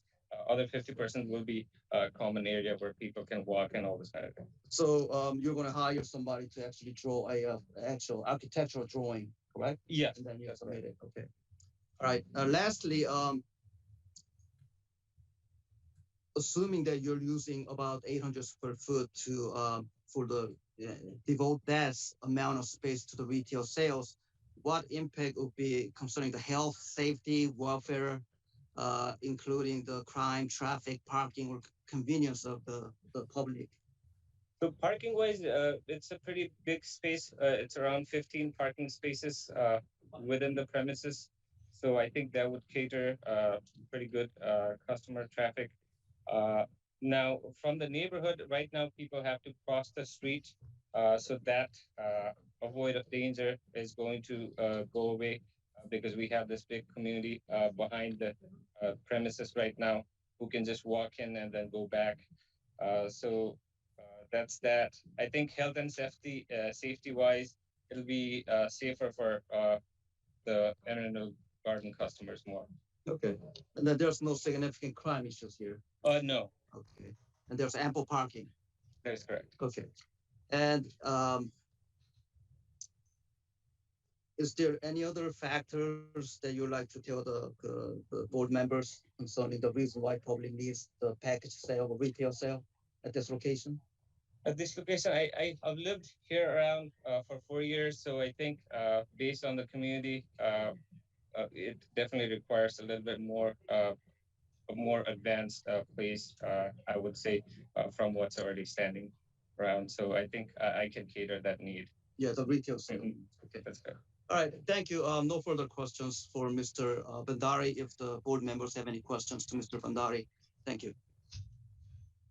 Appreciate it, Mr. Yu. I think we're going to save the board's questions until after you've completed your testimony for your other witnesses, if that's okay. Mr. Yu, can you hear me?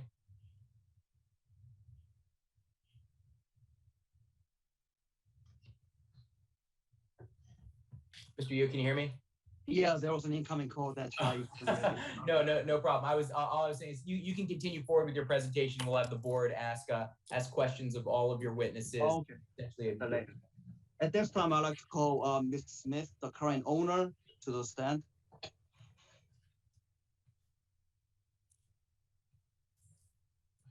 Ms. Smith, I'm going to ask you just a few questions. To your understanding, is there a public need and desire for retail sales at this location?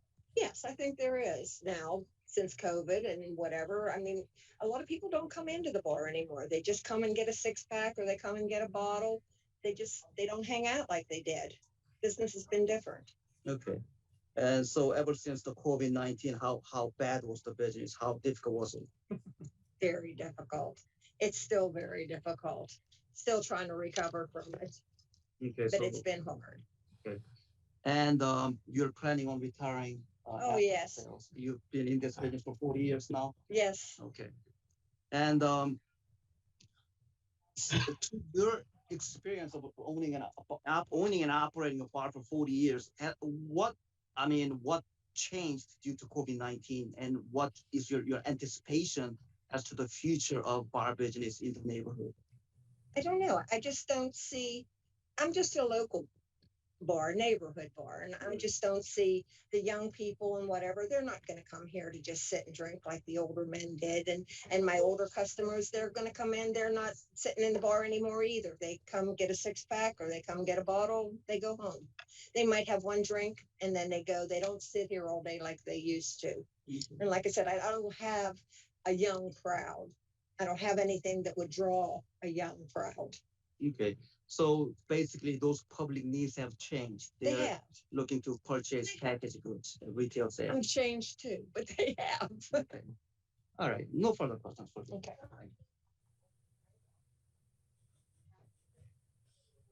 Now I'm calling Mr. Chris May as a witness.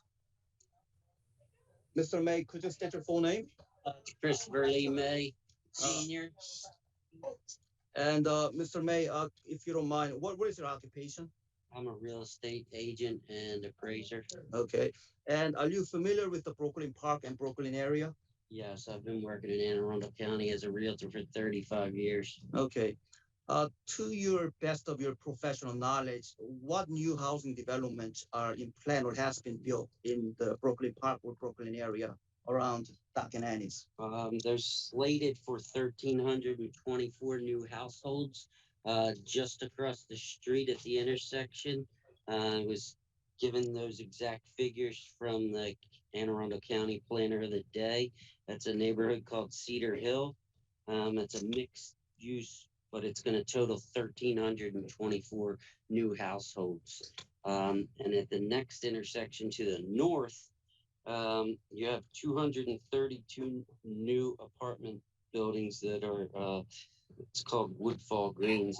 It's managed by Bozzuto.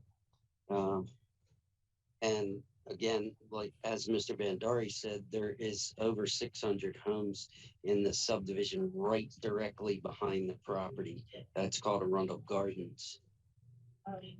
There's also hundreds of commercial businesses within walking distance of this because we're in a C4 corridor. And there is a traffic count here of 41,000 cars per day. So it's a busy street, 4 lanes. Okay, thank you very much. No problem. Thank you. Members of the board, that will conclude the witness's testimony. Okay, thank you, Mr. Yu. Do you have anything else you'd like to add with your presentation? Briefly, just briefly. I'm pretty sure the witnesses have testified amply to the need for the public desire and the need for the retail sales. Again, Mr. Bandari is not intending to do away with the bar business. He will keep the bar as is, and there are patrons coming in. As of right now, 2 more patrons walked in. But what he wants to do is actually add a service to the bar, which is the packaged goods, more selections, more storage for the cold beers. Right now, there's limited space. So after the COVID-19, there's been change in the way the patrons purchase beer. They prefer to buy packaged goods and go back home and congregate with fewer people in the safety of their home. So in light of that, I think in the future, once the COVID-19 subsides and eventually go away, hopefully it may turn back and bar business may be better. But for now, it may not happen anytime soon. And to better cater to the public, I think Mr. Bandari's request to use about 800 square feet of the licensed premises for retail sales is, I think, well within a reason. For that, we request the use of the retail space about 800 square foot, and also ask that Mr. Bandari be approved for the transfer as he is fit and proper. Thank you. Okay, thank you, Mr. Yu, for that presentation. Mr. Chairman, any questions of Mr. Yu or any of the witnesses you've heard from? Yeah, I've got a couple of questions. I'm not sure. I'm just going to direct the questions specifically about the square feet. I have it. This is the drawing that I have. Can you see that? Yes. Is that the drawing we've been talking about? That's the original drawing. I did submit the amended drawing. It says amended floor design. Oh, it is? Then that is the latest one, yes. It doesn't have any square feet on it. And I know that the chief inspector commented on some square footage, but it really doesn't specifically on this amended have any square feet. I understand. Now, I understand that it's 37 by 55. Is that basically what was the testimony? The total square footage? Total square footage. 37 by 45 is what I. Oh, 45, I'm sorry, there you go. Yes, sir. You talked about the cooler, and I think that's to the left. The wine and beer cooler is 7 by 13. Yes, the far right corner, looking at it from the Ritchie Highway, Okay. the right rear corner. But I guess the point is, how do I know that you're just taking 800 square feet? So what, I mean, for now, best we can do is to proper under oath. So what we'll have to do is we'll have to hire an architect and do a detailed measure drawing as to exactly where everything goes. Okay. You did mention that, and I appreciate that. So if that's the case, I don't have any more questions with regard to the square footage. It looks like Brooklyn Park is booming, according to Chris. What street is going through Brooklyn Park? Unfortunately, I haven't spent a lot of time. Ritchie Highway, basically. Ritchie Highway is the 40,000. The 40,000 yeah, cars it's up and over down Ritchie Highway. 41,000 car count. Yes. Okay. Yeah, it's probably only a quarter mile from Route 695 also. Okay.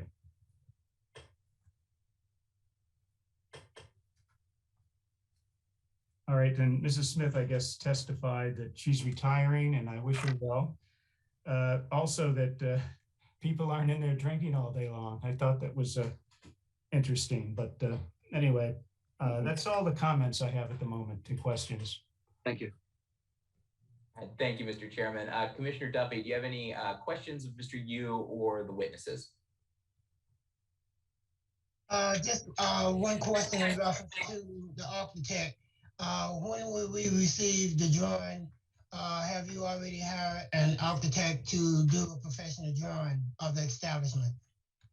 I will do so immediately after this hearing. I have not done that. Right now, I was just thinking not making any major changes and just adding shelves. But if it requires, I would hire a professional architect to do that. Okay, thank you.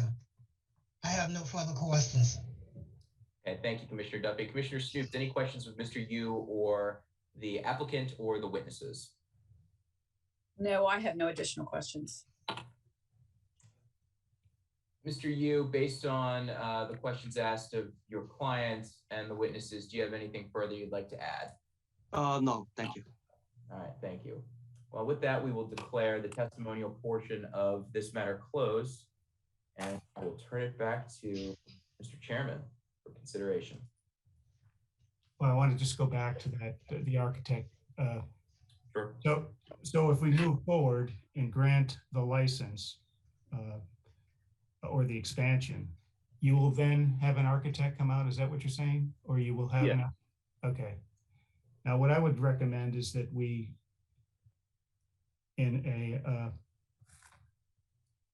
what I would recommend is that we support the transfer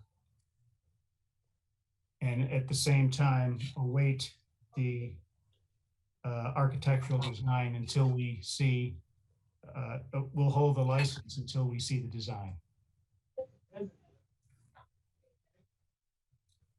This is Commissioner Duffy. I second the motion. If it was in the form of a motion, yes, Chairman. Put that in the form of a motion, yes. Okay, I second the motion. Okay, is there further discussion by anyone?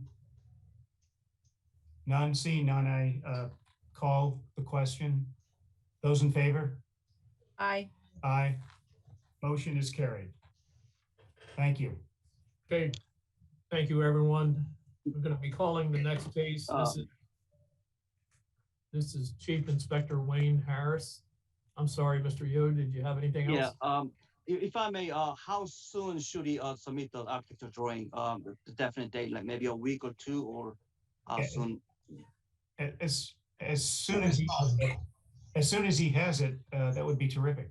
Okay, great. Sooner the better. Thank you, sir. Thank you. Thank you. Next case, again, Chief Wayne Harris. The next case is Key Bridge Discount Liquors, known as JDC Beverages Inc. Kyle Dunn, President, Susan Dunn, Secretary, Christopher Dunn, Vice President. The inspector is Roland Marshall. There's no restriction on this license as is. This is a change of officer. Currently, Jean Marie Gavigan, President, Christopher Dunn, Vice President, and Joel Quirain, Secretary on behalf of JDC Beverages, Inc., trading as Key Bridge Discount Liquors at 7212 Fort Smallwood Road, Baltimore, Maryland, 21226. This is a Class A license for beer, wine, and liquor with Sunday privileges. Anyone wishing to testify for or against, please raise your right hand. Okay, Mr. and Mrs. Dunn, please raise your right hand if you're going to testify so I can see you. Okay, thank you. All right, do you solemnly declare and affirm under the penalty of perjury that the testimony that you are about to give is the truth, the whole truth, and nothing but the truth? Yes. Yes, sir. Okay, please state your name and address for the record. Kyle Dunn, 1808 Stonegate Avenue, Crofton, Maryland, 21114. Thank you. Next. Susan Dunn, 1808 Stonegate Avenue, Crofton, Maryland, 21114. Thank you. Christopher Dunn, 1808 Stonegate Avenue, Crofton, Maryland, 21114. Okay, thank you all. Mr. Praley, Mr. Wise. All right, thank you, Chief Inspector Harris. Mr. Wise, good to see you tonight. Go right ahead and you can present your case to the board by way of testimony, proffer, or combination of both. Okay, thank you, Mr. Praley. Mr. Harris, members of the board, will proceed by way of combination. I'll do a brief introduction, then ask a few questions of the applicants, and then make a couple comments once they are complete. I'm here on behalf of JDC Beverages Incorporated, which currently is the entity that holds the license for Key Bridge Liquors located at 7212 Fort Smallwood Road. What is happening here is the applicants you have before you are purchasing the stock of that entity and therefore need to become the named licensees. The entity of JDC will remain intact, the trade name will remain the same, and the location will remain the same. So that's our introduction, and with your permission, Mr. Praley, I'll ask a handful of questions here of the applicants. Yes, sir. Okay, and Kyle, Chris, and Susan, if you would, as I ask these questions, just go in the same order each time when you answer it. It'll make things go a little smoother. To each of you, you've applied to the board to put the license issued to JDC Beverages, trading as Key Bridge Discount Liquors, into your names. Is that correct? Correct. Correct. Correct. And you've reviewed the application that's currently pending before the board, and you represent that the information contained in that application is true and correct to the best of your knowledge. Is that right? Correct. Correct. Correct. Okay, and you understand that if this application is approved, you'll be responsible for the sale of alcoholic beverages at this location, correct? Correct. Correct. Correct.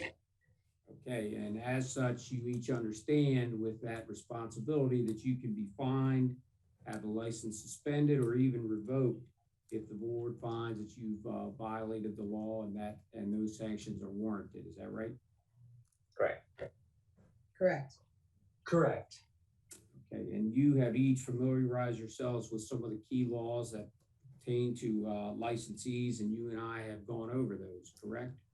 Correct. Correct. Correct. Okay, and most importantly and finally, you're aware that it is your responsibility as the named licensees to confirm that customers have reached the legal age of 21 before making a sale of alcoholic beverages to them. Is that right? Correct. Correct. Correct. Okay. I would just add two additional points for the board. One is a little additional background, and the other is just a point of clarification. By way of background, is that if this transaction goes through, the Dunns have future plans in the works to, in fact, build a new store on the adjacent lot to this location. Obviously, that will require additional board approval, so we'll be back for you should that occur, but we just want to let you know that that's part of the plan here of them assuming ownership. The second point is just one of clarification. We applied originally as a transfer for this. It's couched in the board's agenda in my communications with the board as a change of officer. I think we end up in the same place either way. What we want is to make it clear to the board that if this is approved, these three individuals before you will own 100% of the stock in that entity, and they will be the name licensees. So as long as we get there, I think we've provided all the appropriate documentation. So with that, I believe you have three qualified applicants in front of you. This is not a change of location, so need and accommodation are not necessary. We just have to show that they're appropriate applicants, which I believe we've done. So we would ask the board to approve the application. Okay, thank you, Mr. Wise. Mr. Chairman, any questions from Mr. Wise or either of the Dunns? I have no questions. Commissioner Duffy. This is Commissioner Duffy. I have no questions. Commissioner Snoops, any questions or comments? Commissioner Snoops, no questions. All right. Well, hearing no questions or comments, we'll declare the testimonial portion of this closed, and we'll turn it over to the board for decision and deliberation. Well, I'll make a motion that we grant the change of officers, grant the request. I'm looking for a second. This is Commissioner Duffy. I'll second the motion. Okay, any further discussion? Okay, seeing none, all those in favor of the motion, say aye. Aye. Aye, it's carried. Thank you and good luck. Yeah. Mr. Chairman, can I Thank just you very ask one much. quick procedural question? And that is, in order to get the license issued in their name, we simply need to turn in the old license signed by the existing licensees. Is that correct? Okay. Okay, yeah, that is I correct. see Ms. Hagner nodding and Mr. Aronson, so that's what we're gonna do. He's our pro. Okay, That's the lead to follow right there. all right. Thank you very much. Thank you. Thank you all. This is Thank you Chief- very much. Thank you, guys. Thank you. This is Chief Inspector Wayne Harris calling the next case, Ridge Wine and Spirits, known as RK Stores LLC. Rishi Kapoor, Managing Member, John Gorman, Member, Inspector Karen Klein. This is a new license at 2659A Annapolis Road, Hanover, Maryland, 21076. It is a Class A license for beer, wine, and liquor, beer, wine tasting, and Sunday license. Anyone wishing to testify for or against, please come forward. Raise your right hands.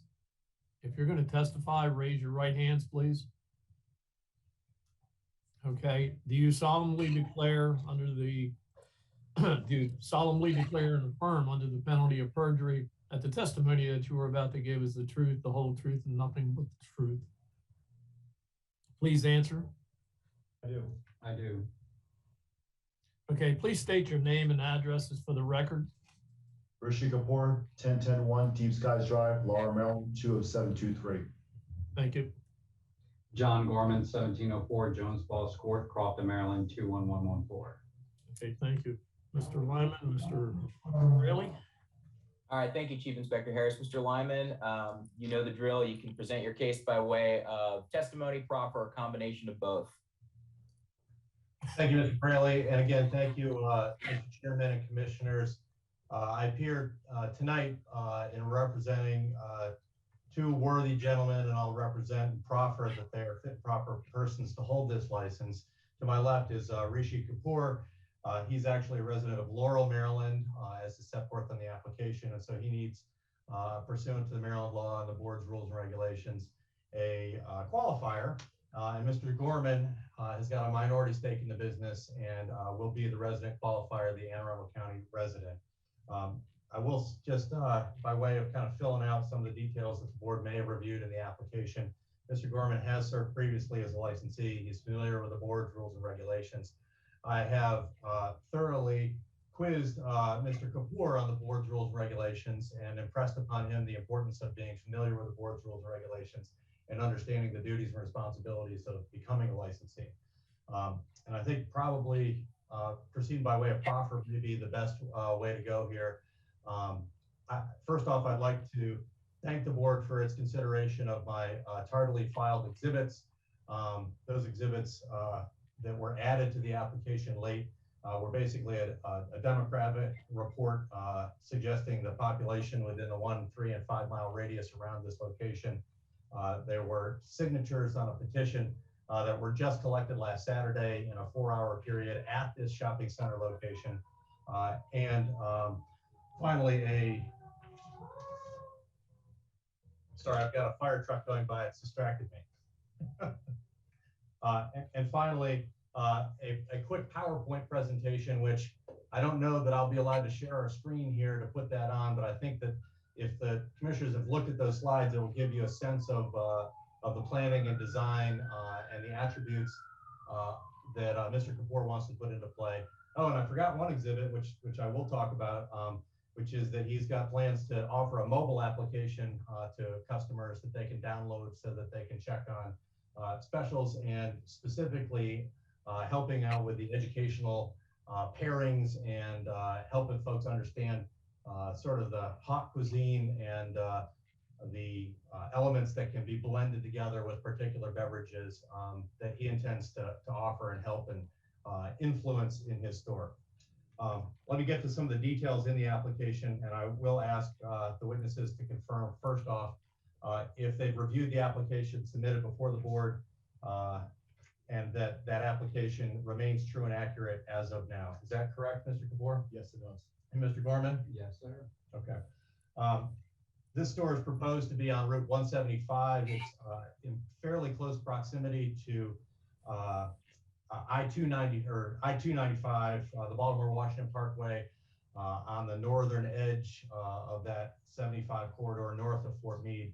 There are a couple of stores in proximity, but this is proposed to be a fairly small store. It's 2,075 square feet within an existing shopping center. That shopping center is known as Ridgeview Plaza. Mr. Kapoor is proposing to do a complete tenant build out of the location. It's an empty shell now. He anticipates spending about $200,000 to $300,000 on a premium build out of this location, and then having obviously inventory the store and purchase appropriate inventory should the board grant the license. Let me just talk a little bit about this particular locale. And we didn't submit an expert report beforehand, but I think there are some factors that the board can kind of take as a lawyer. I might call it judicial notice, but just notice of the factors and the facts relating to this particular locale in the past 10 or 15 years since the base realignment commission. Really, the Fort Meade area has been a major growth area in the county, both residential and commercial activity. This particular location is very close to 3 new developments, Shipley Homestead, Parkside, and the Toll Brothers has a single family development called, and I can't read my writing, it's something Forest, Arundel Forest, I believe, and forgive me if I'm wrong about that, which is set back from 175 a little bit north of Fort Meade. But frankly, Mr. Kapoor he's a born and raised Anne Arundel County boy. He did move to Laurel, so please don't hold that against him. But he is interested in growing and providing something that he thinks is needed here in this marketplace. And what that is a premium store with a great and elegant fit and finish inside the store, and offerings of products that are unique, and that this store will appeal to his customers because of his service and the build out inside the store. And let me mention some of the licenses that are there in the vicinity here. I think the closest store, I was having trouble understanding, I think it's advertised as Ye Old Spirit Shop or Ye Old Farm Spirit Shop, which is about 0.36 miles away. That's a carryout license. And I think it may have a different name on the board, under the board's licensing map. I was trying to see what that was. I think it may be Fo One Restaurant and Lodge, Lounge perhaps. It might be a Class D license. But that's the nearest actual carryout license to this location. What was the name of that? I'm sorry, Mr. Lyman. PHOONE Restaurant and Lounge, I believe. Okay. And that's located also along Route 175.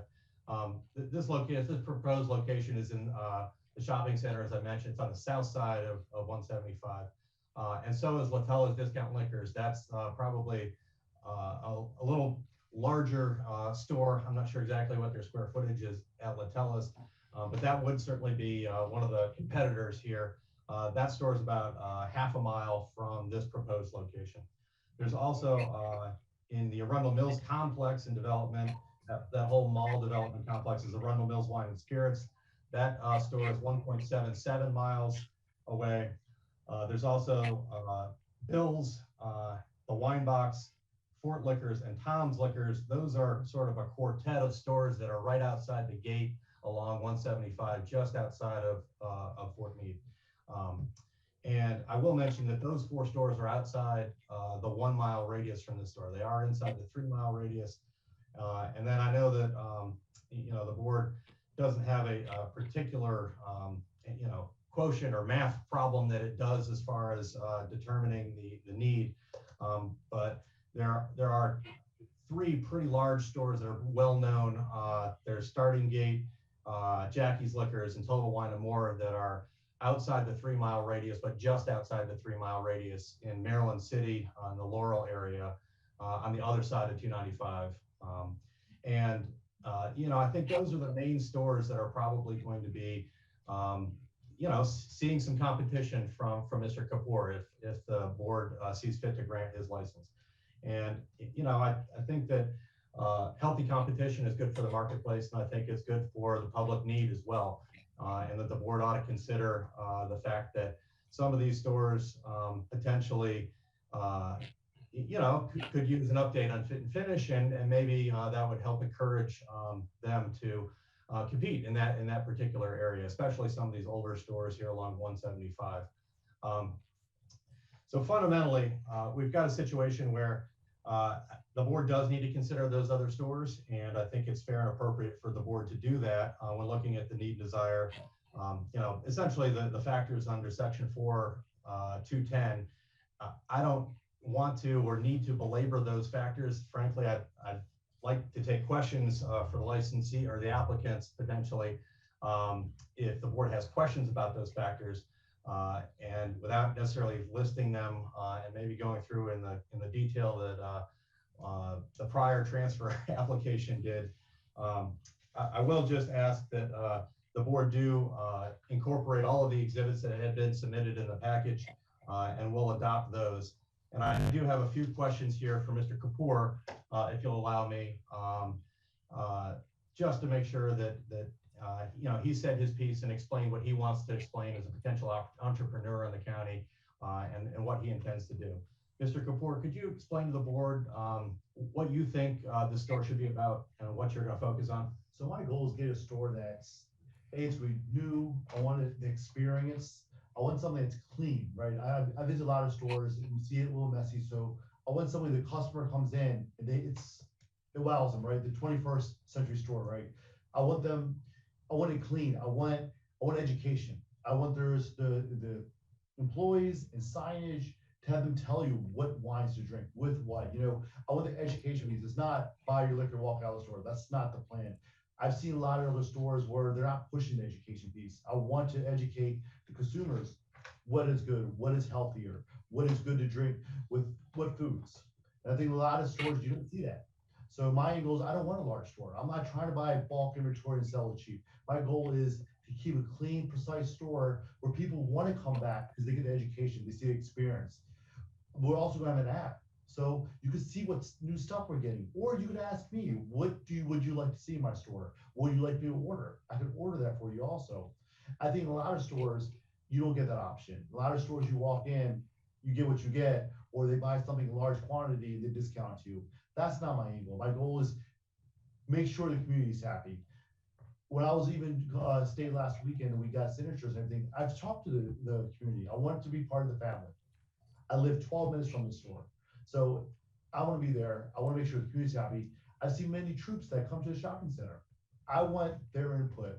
I want to do what's right for the customers. And I feel like the customers are happy, I'm going to be happy.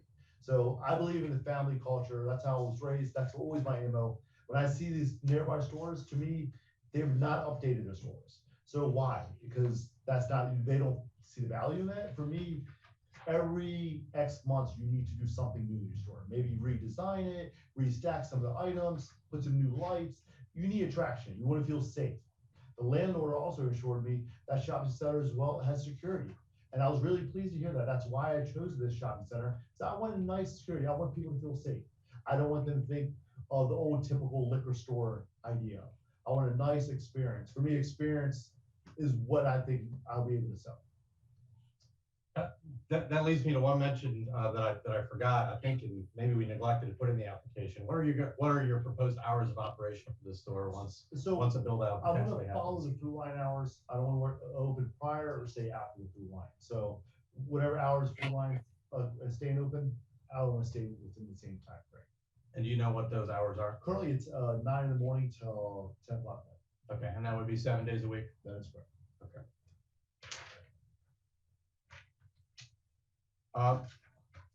I don't believe I have any further questions. We certainly are willing and able to answer any questions, hopefully, that the board members may have about logistics or operations. I just will say that formal plans haven't been done. Mr. Kapoor, upon the potential approval of this license, would have to do the official building plans for his build out in his store. Those would certainly be submitted to the board in accordance with the board's rules and regulations. And I think that if everything goes well, he would hope to be have the build out complete and be opening sometime in the fall, later fall, maybe Thanksgiving time, maybe late November, early December. That's his plan. He's got the capital. He's willing to put it up for this. He's willing to work and spend his time and his hard-earned money on this project. And you know, I would urge the board to seriously consider approving this Class A license. Okay, thank you, Mr. Lyman. Thank you. Mr. Chairman, any questions, comments, of Mr. Lyman or his clients? Nice presentation. That's number one. I was curious, Mr. Lyman, you mentioned three areas that are booming. One was Arundel Forest. What was some of the other buildings out there? I'm sorry, it's the, I'm just talking about the Fort Meade area generally. Are you interested in the housing developments? Yeah, one of the Toll Brothers project, I believe it's called Arundel Forest, which is a single family development. And I apologize, I don't have the actual home count. Or Mr. May, I guess I could get Mr. May to look that up for me. But the other one's called Parkside, and that's just a single moniker development. That's on the same side of the street as this shopping center on 175, in between where this shopping center is and 295. And the last is Shipley Homestead, which is directly across the street from that Parkside entrance. They're basically, it looks to me like new construction townhomes in those two areas. And you know, just fundamentally, I think anecdotally speaking, that Fort Meade area, there's been a lot of growth in that area. I know that you know, the schools and the other commercial improvements have needed to plan to keep up with that development that's happened as a result of the base realignment and the influx of folks into the northern part of the county.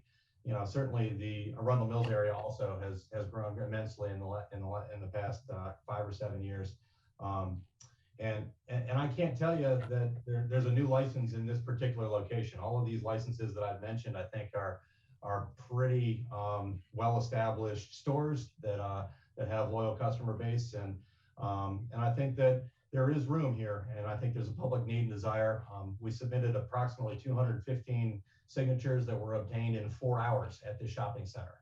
And those were just customers who were coming by at the shopping center and who were in support of the addition of, a Class A establishment in that location and the offerings that that establishment would provide them. And I think another main factor in regard to that would be convenience.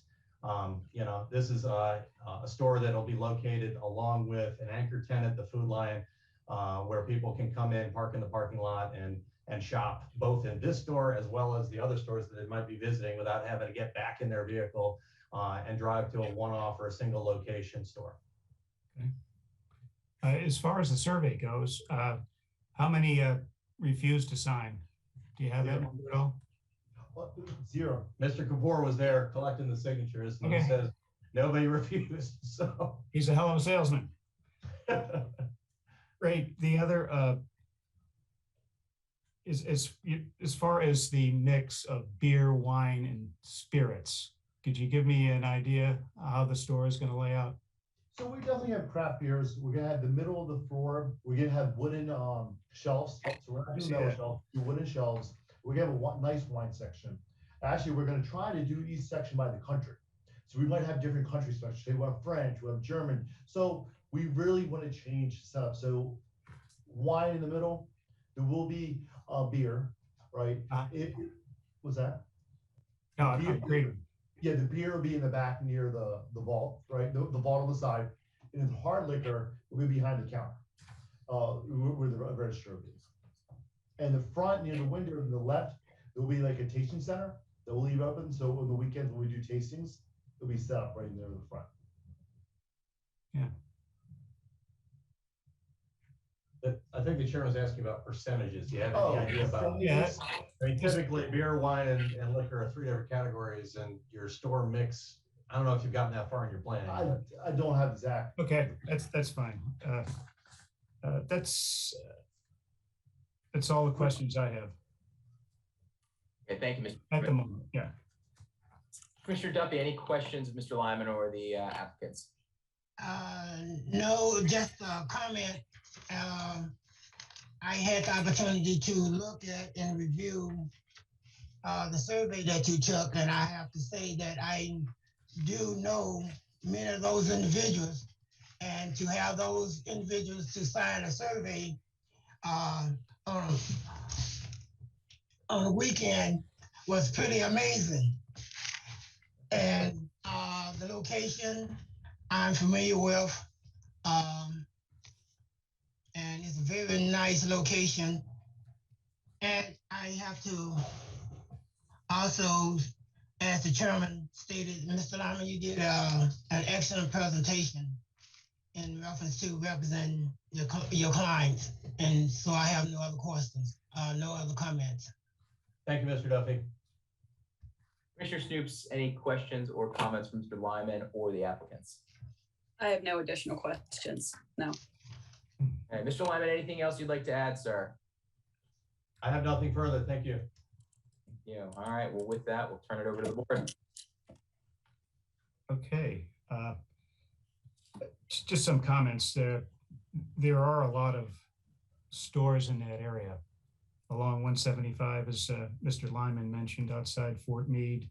One kitty corner across. You've got one on the kind of on the other side, but it's always a tough decision when we're looking at a new liquor store and having that approved because it's going to affect others. You do have the kind of the superstore around the corner, and but I guess the thing that I look at is the fact that you're going to put up $300,000 and let the marketplace determine how you're going to succeed. I think that's certainly a credit to you, Mr. Kapoor. And with that comment, since nobody had any further questions, I will make a motion that we approve the license and look for a second. I second. You got a second? Any other comments, questions? Seeing none? No, there's no other questions, Mr. Chairman. Again, I would like to thank Mr. Lyman for his presentation, as well as interjecting the fact that though there was a number of liquor stores in the area, but it appears that the survey that was taken was done, that it doesn't affect any of the other properties in reference to liquor license. And individuals seem to be fit and proper, and it does fit a public need. And there's no safety or welfare involved in this. So again, like the chairman and Commissioner Snoop, I also second the motion. Okay, seeing that done, any other comments? Seeing none, I will call the question. Those in favor of granting the license, say aye. Aye. Aye. The license is carried. Congratulations. Good luck. Thank you very much. Okay, thank you. Chief Wayne Harris calling the last case of the night, Whitehall, known as Johns Hopkins House, Inc. Daniel J. Schofield, board member. David N. Ryden, board member. Cynthia M. Chemis, board member. This is Inspector Jason McCarthy. This is a new license for 2173 Johns Hopkins Road, Gambrels, Maryland, 21054. They're applying for a Class C for beer, wine, and liquor with dancing and Sunday privileges or licensing. Anyone wishing to testify for and against, please make yourself visible and raise your right hands.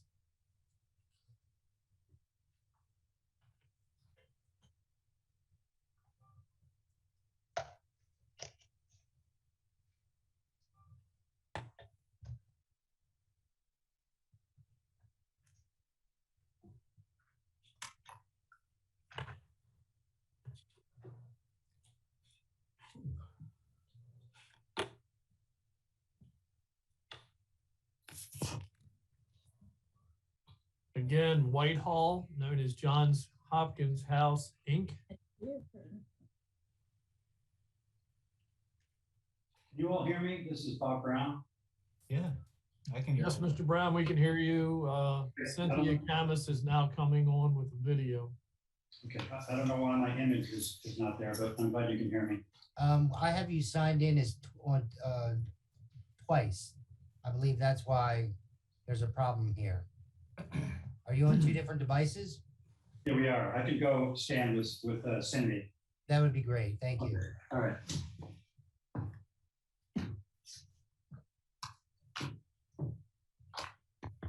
Right. Well, folks. Mr. Schofield, Mr. Ryden there? Schofield. Oh, okay, Mr. Schofield, I see you. Schofield. Okay, Mr. Schofield, I apologize. That's okay. And David Ryden is at his home, and I'm not certain we're not seeing him.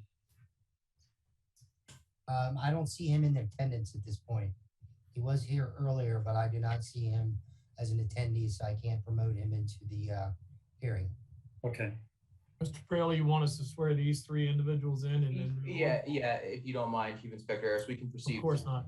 These folks in, and if the other applicant comes, we can swear them Okay. appropriate I'm time. going to ask the three of you to please raise your right hands. Okay, do you solemnly declare and affirm under the penalty of perjury that the testimony that you're about to give is the truth, the whole truth, and nothing but the truth? I do. Yes. Yes. Okay, Mr. Schofield. Okay, would you please recite your name and address for the record? I'll start off, Robert Brown, 2173 Johns Hopkins Road, Gambrels, Maryland. Cynthia Thank you. Camus. Cynthia Camus, 2447 Chelmsford Drive, Crofton, Maryland, 21114. Very good, thank you.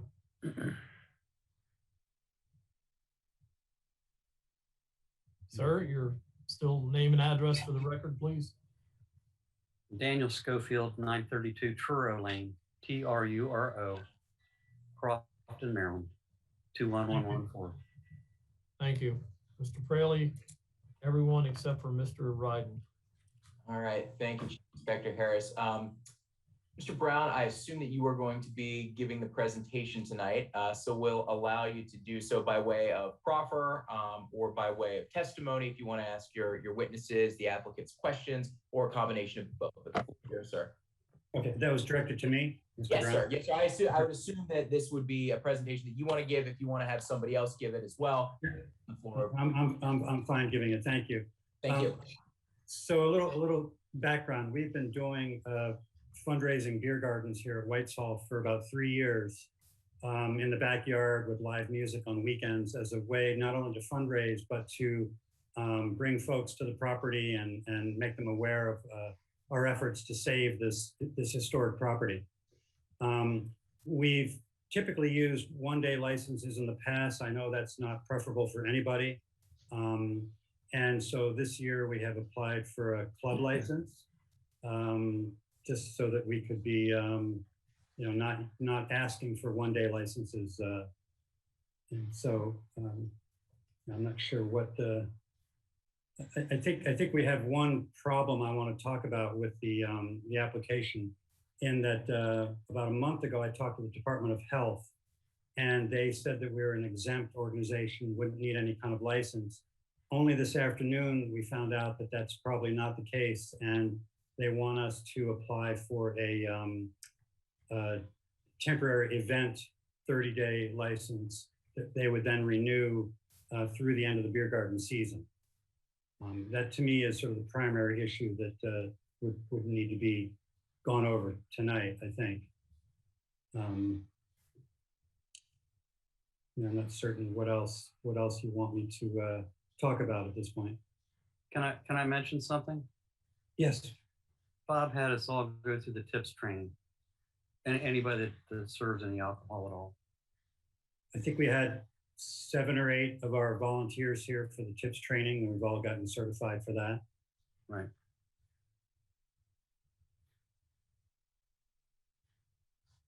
Anything else you'd like to add before we turn it over to the board for questions? This is your one opportunity to present your case to the board and why they should issue this Class C license. Yeah, I think it's important to talk about the fact that our real goal is to save the property. We're leasing the property right now, and our goal is to buy it. We have a sale contract. The club license has become important to folks who are considering loaning us the funds to buy the property. I think it gives us more stability than we've had in the past. So it's become a critical factor in that sense. And so therefore, I think it's it really our success in a lot of ways somewhat pivots on the stability that the club license gives us. I'll also say that I think we have not had problems with our neighbors. We bend over backwards to have quiet music, to aim our music sort of away from any residences. We have we walk the property lines every night with a decibel meter, and we're well under those limits. We have had one person that's made multiple complaints, both to planning and zoning and the liquor board, but this woman misrepresents herself as being a neighbor.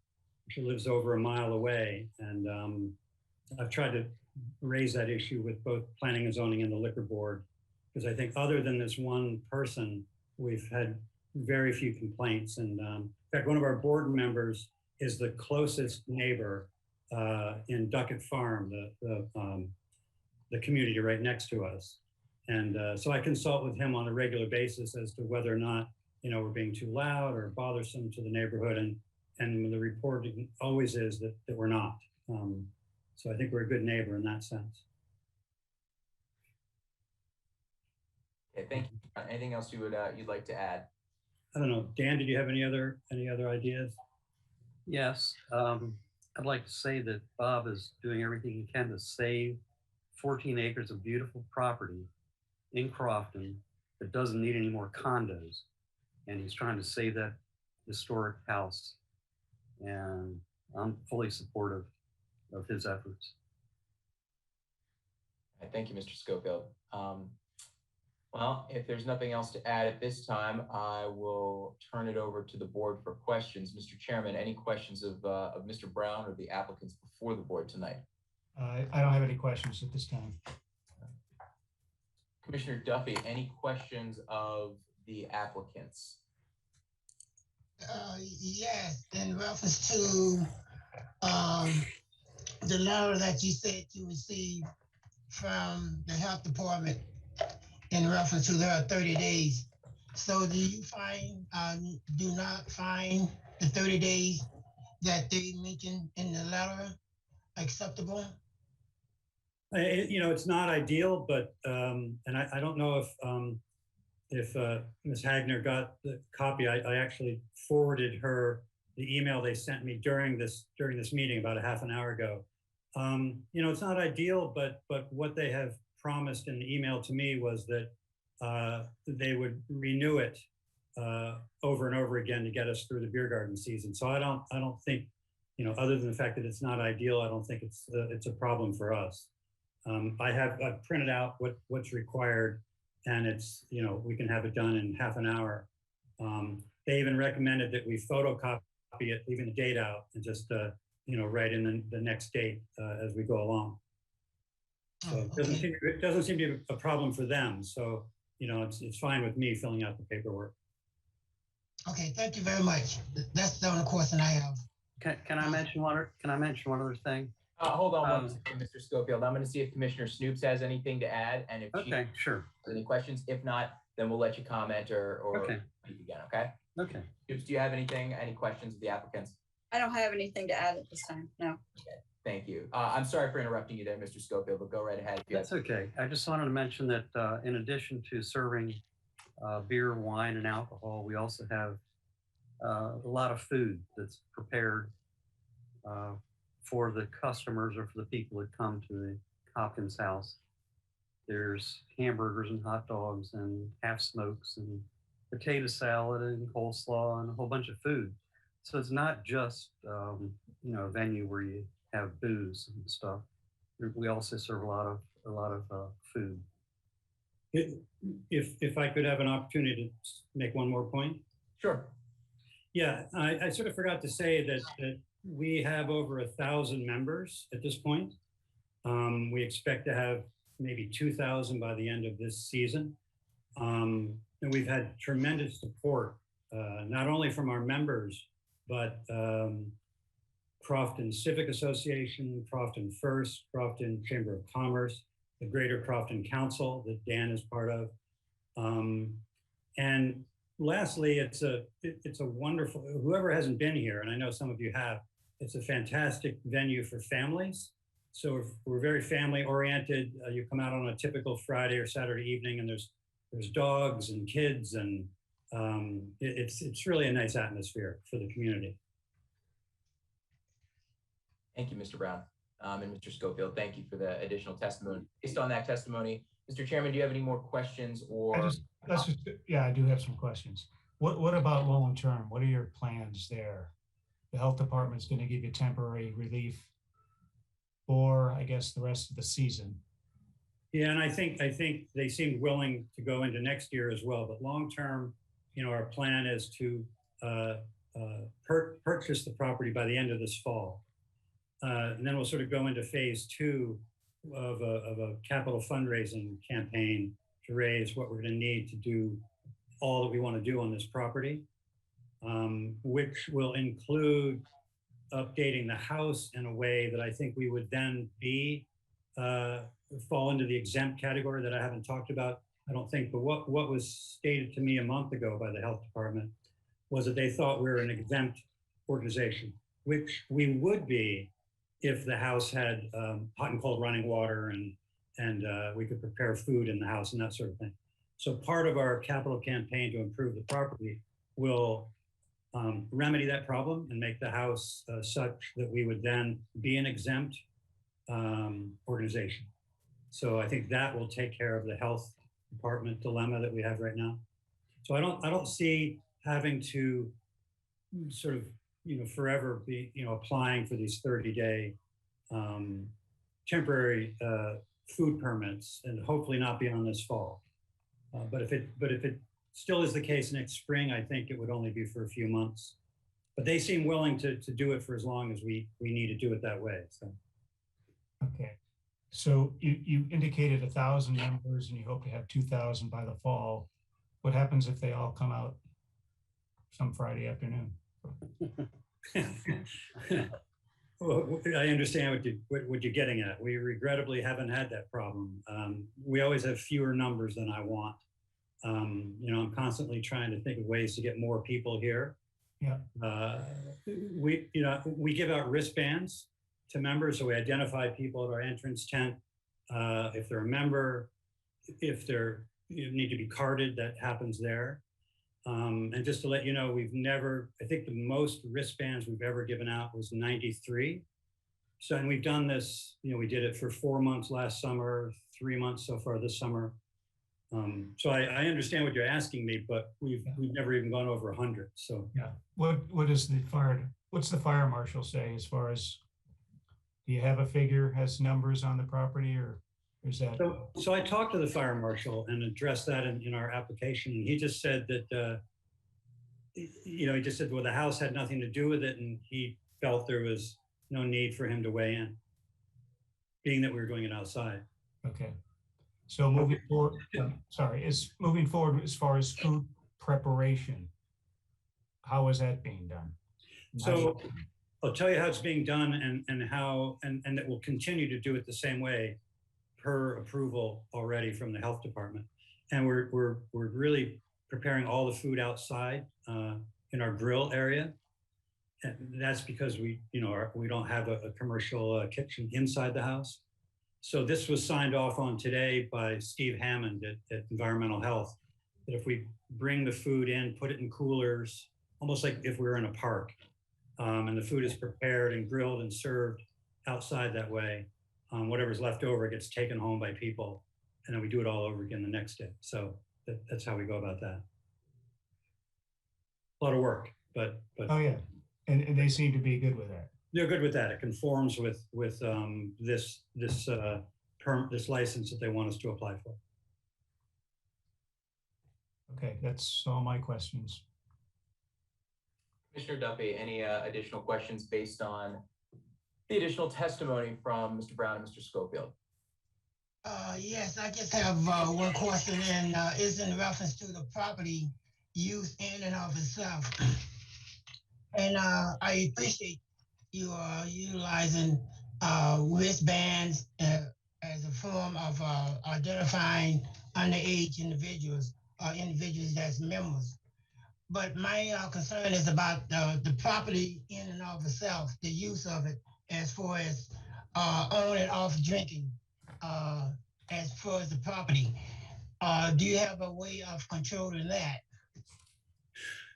Yeah, so we don't allow people to leave the property with open drinks. And I guess we control it in the sense that our volunteers are on both sides of the house, where the only access to the beer garden or back to the front field where the cars are parked is past our volunteers on either side of the house. So we visibly are monitoring people's coming and going. And we don't allow outside food or drink. So anyone who tries to bring in food or lemonade or a beer, we deal with that on the way in. And we certainly don't allow people walking out with open drinks, with any kind of drinks, any kind of alcoholic drinks. And yeah, sorry. That's all the question I have, Councilman. All right, thank you, Commissioner Duffy. Mr. Brown, did you have something that you wanted to continue saying? I just want to make sure you have the opportunity to be heard. Yeah, no. I was going to speak to the planning and zoning folks again, in that as you all know, we're zoned R1, and so they've been very cooperative with us over the last 3 years to provide us with temporary use permits that are good for 60 days, as you know, and then we're allowed to renew them twice. And that gets us through the 6-month beer garden season, as it were. Okay, thank you. Commissioner Snoops, any questions or comments? I don't think I have any other questions, no. Okay. It's been covered. All right, well, with that, we will turn it back over to the board for discussion and deliberation. Yeah, the only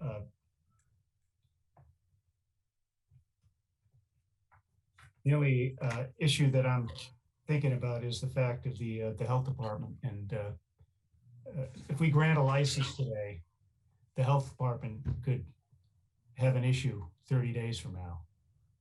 And then we wouldn't, we might have a problem with regard to that. So it's kind of a faith thing at this moment that, you're going to go ahead and work with the health department to make sure you keep in line.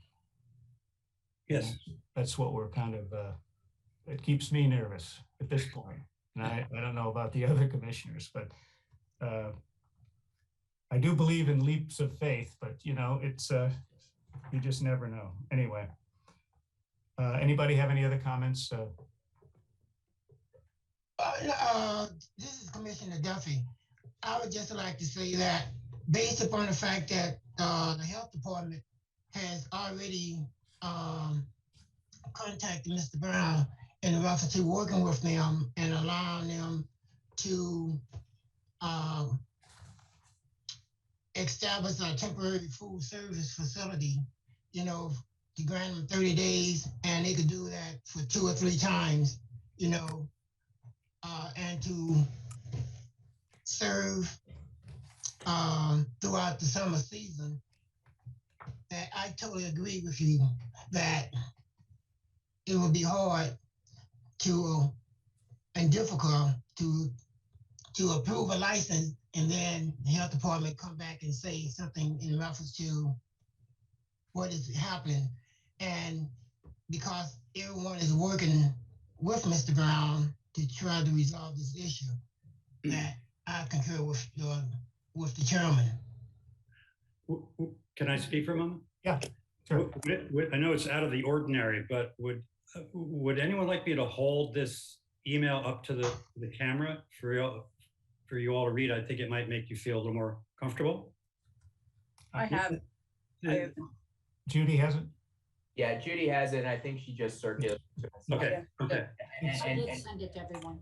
And quite frankly, Mr. Brown, we'll absolutely, the board will have that for the file, but since it was submitted tonight, and we're in a COVID-19 hearing, it's supposed to be submitted 10 days prior. I understand that you're just getting it, and I'm not faulting you for that. But I don't really think it's anything that the board can consider right now. You've proffered testimony as to what the email said, and I'd advise the board that they can take that into consideration and give it the weight it's worth. I just want to know who signed it. Steve. And you mentioned his name earlier. He is his title. I know he works for environmental health at the Department of Health, and honestly, I don't know that I know his title off the top of my head. He is a health coordinator supervisor for the health department. He shares that responsibility with Dennis Lamont. They split the county in half. Okay. Okay. There is, this is Commissioner Snoops, from the letter that Judy sent us earlier from the Department of Health, it was they could issue 2 to 3 consecutive 30-day licenses. And then this next one kind of leaves it open-ended. So that's a little contradictory. Yeah, I agree with that. That's not what my email says or what I was told on the phone by Steve. I mean, the first one was signed by the program manager, and then the next one came from this Steve Hammond, and which it's all good, but she's saying just 2 to 3, and you all seem to think it's open-ended a little bit for a year or so. Yes. I don't know. Can I make a comment on that? It seems to me that kind of worst case scenario, if we had a club license and couldn't use it for some period of time, it's not being misused, it's simply not being used. Does that make sense?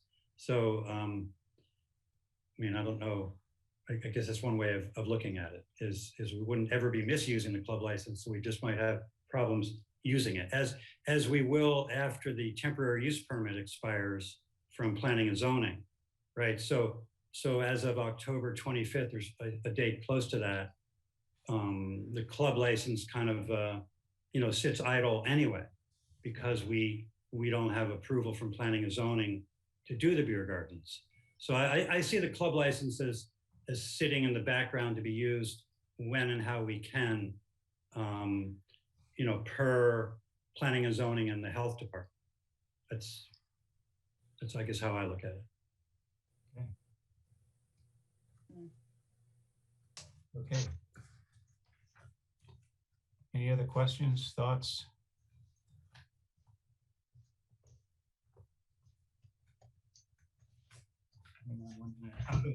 Make a motion. I guess I'll make, if I could, I'll make a final comment, and that is, I just always remind people to keep in mind that, we're a 501c3 Maryland nonprofit, just trying to save this property.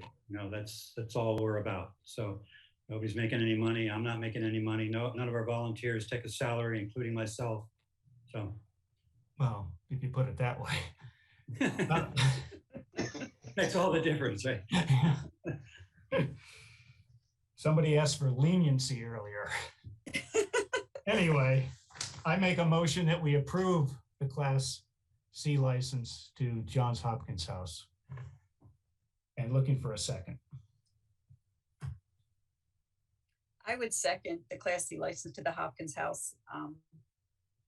Okay. Lisa to choose the way it should be used. Okay, and all those, it's been second. All those in favor say aye. Aye. Any opposed? Commissioner Duffy, opposed. Any opposes? Okay, it's a 2-1 and it carries. Congratulations and good luck. Thank you. Thank you very much. Okay, you're excused. Thank you.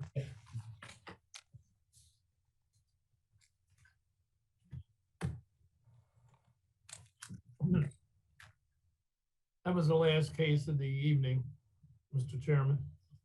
Well, I make a motion that the Liquor Board meeting from July be terminated, ended.